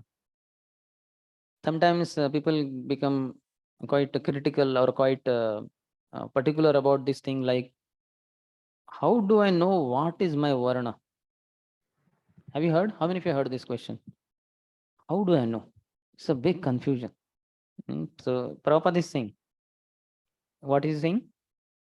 In accordance with those injunctions given in the scriptures, everyone should find out whether he is a Brahman, Kshatriya, Vaishya, or Shudra. So he should only find out based on Vedic injunctions. And as I said, if confused, then approach superiors. They could guide us. But that is also not required. Whatever it is your Varna, if you just practice Krishna consciousness, you can transcend and go back home, back to Godhead. Then 15th. Just 1 minute. I'll just read out the commentary of Srila Vishwanath Chakravarti Thakur about the 14th. Just as the jivas are dependent on the Lord for accepting bodies, they are dependent for doing activities. Dear child, we are all bound firmly to actions according to the gunas and to designations such as Brahman by the rope of injunctions of the Lord. To that Lord we offer tribute. We perform actions as he orders. An example is given. We are like oxen who, bound by their noses in carrying loads given by humans and moving about without independence, receive punishment. So human beings control oxen through ropes. So similarly, we are also bound by the basic injunctions given by the Lord. To that Lord we offer our tribute. 15th. My dear Prevrat, according to our association with different modes of material nature, the Supreme Personality of Godhead gives us our specific bodies and the happiness and distress we achieve. One must therefore remain situated as he is and be conducted by the Supreme Personality of Godhead, exactly as a blind man is led by a person who has eyes with which to see. So he's saying we should remain happy in our situation, whatever situation we are in. In the purport, Prabhupada says,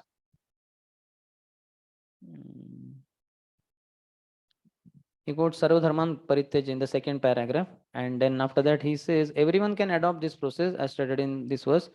Chakshushmatandha iva niyamanaha. One should follow the Lord the way a blind man follows a person who has eyes. Lord knows all the Vedas, all perfect lifestyle. So you should just follow the Lord.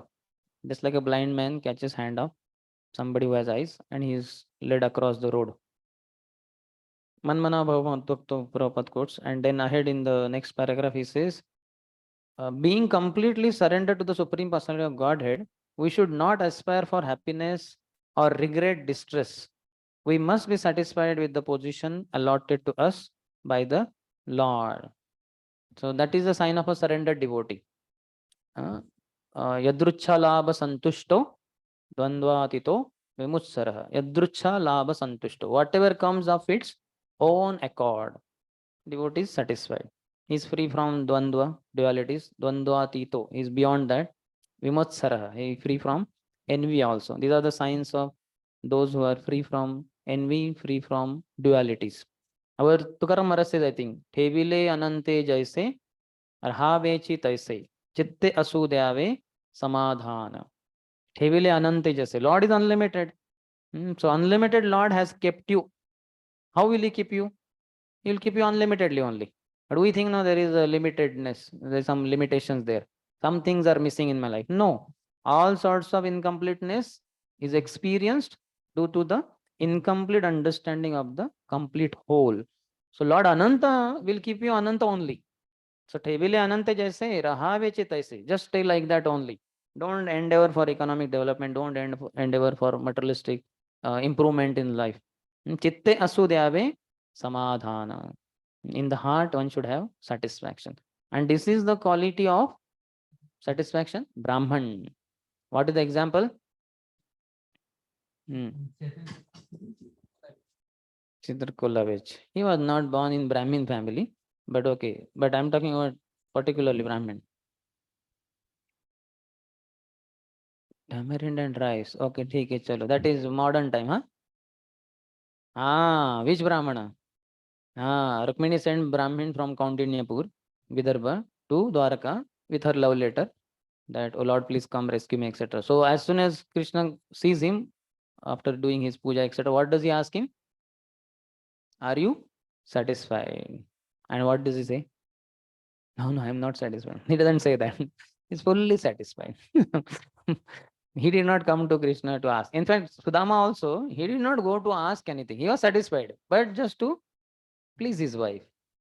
And he thought this is best opportunity. I have not met Krishna so long. Very good. That means Krishna is only indicating through my wife that I should meet the Lord. So might as well I go. And he all throughout never asked also. So that is the beauty. So we should be satisfied. Satisfied person is satisfied, is happy in all conditions.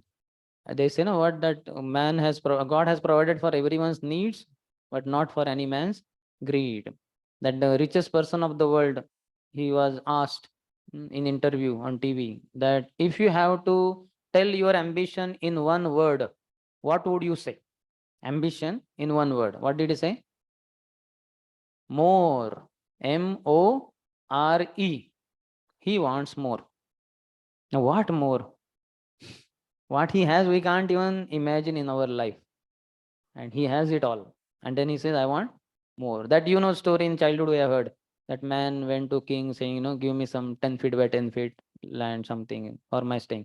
King said, what you are asking? Like Bali Maharaj said to Vaman Dev, I am the king, whole land belongs to me. From sunrise to sunset, whatever you run and cover, that is all yours. Then he got up Brahma Muhurta before 4 o'clock, and he was there and waiting for sun to rise. As soon as sun was rising, he started running, and he went halfway through. He had to come back to the same point.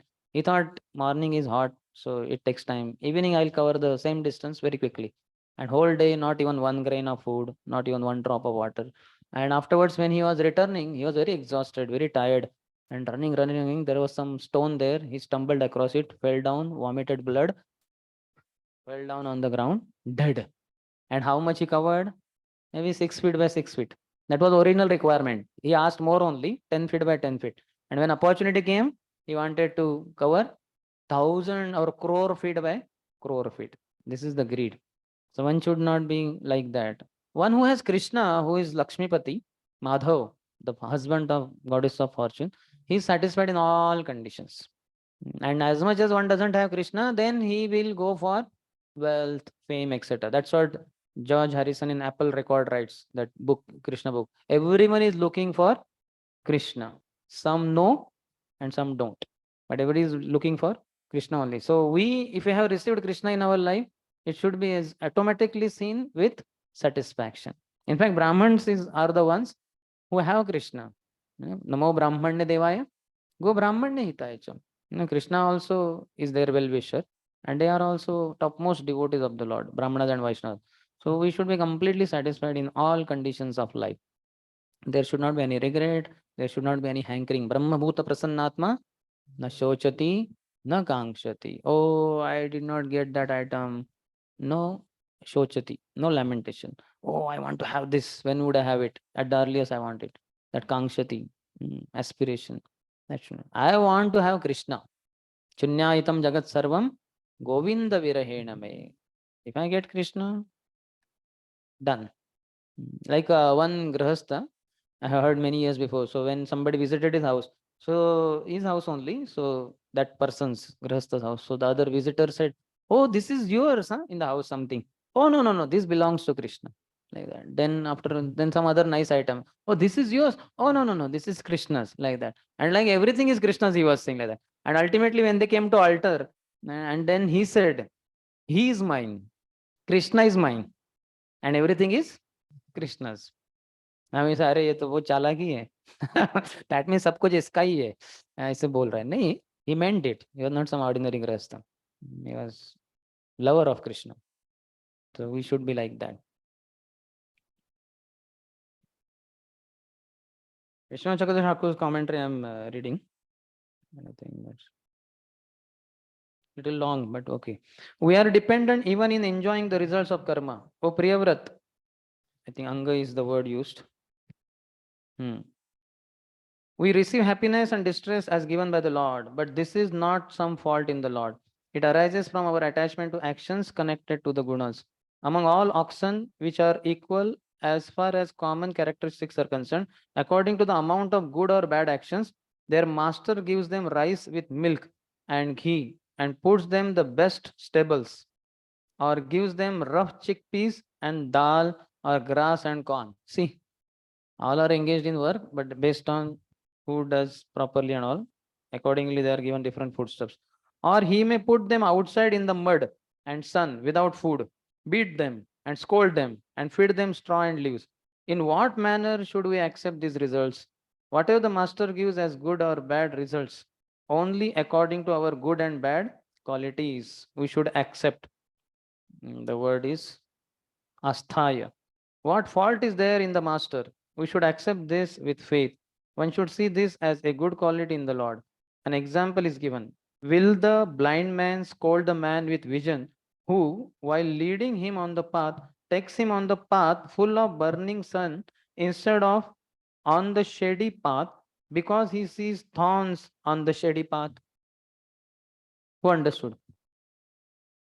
One. See, okay, two understood. A blind man is being led by one with eyes. So that fellow took him in hot sun path like that, and he may blame him. But why that man took him like that? Why not on the shady path? There are so many thorns, and this fellow who is blind, He'll walk over it and get all those thorns pricked in his leg. That's why he's taking harm on that sun hot spot and all that. That is benefiting him only. Otherwise, he'll be crying like anything. The man with sight is the well-wisher of the blind man. The person with faith will praise the Lord. The person with faith will praise the Lord. So faith is very important. That's why Tatte anukampam sushamikshamaano bunjanayevatmakritam vipakam rudvagvapurbhir vidadhan namaste jive tayo mukti pade sadaibha.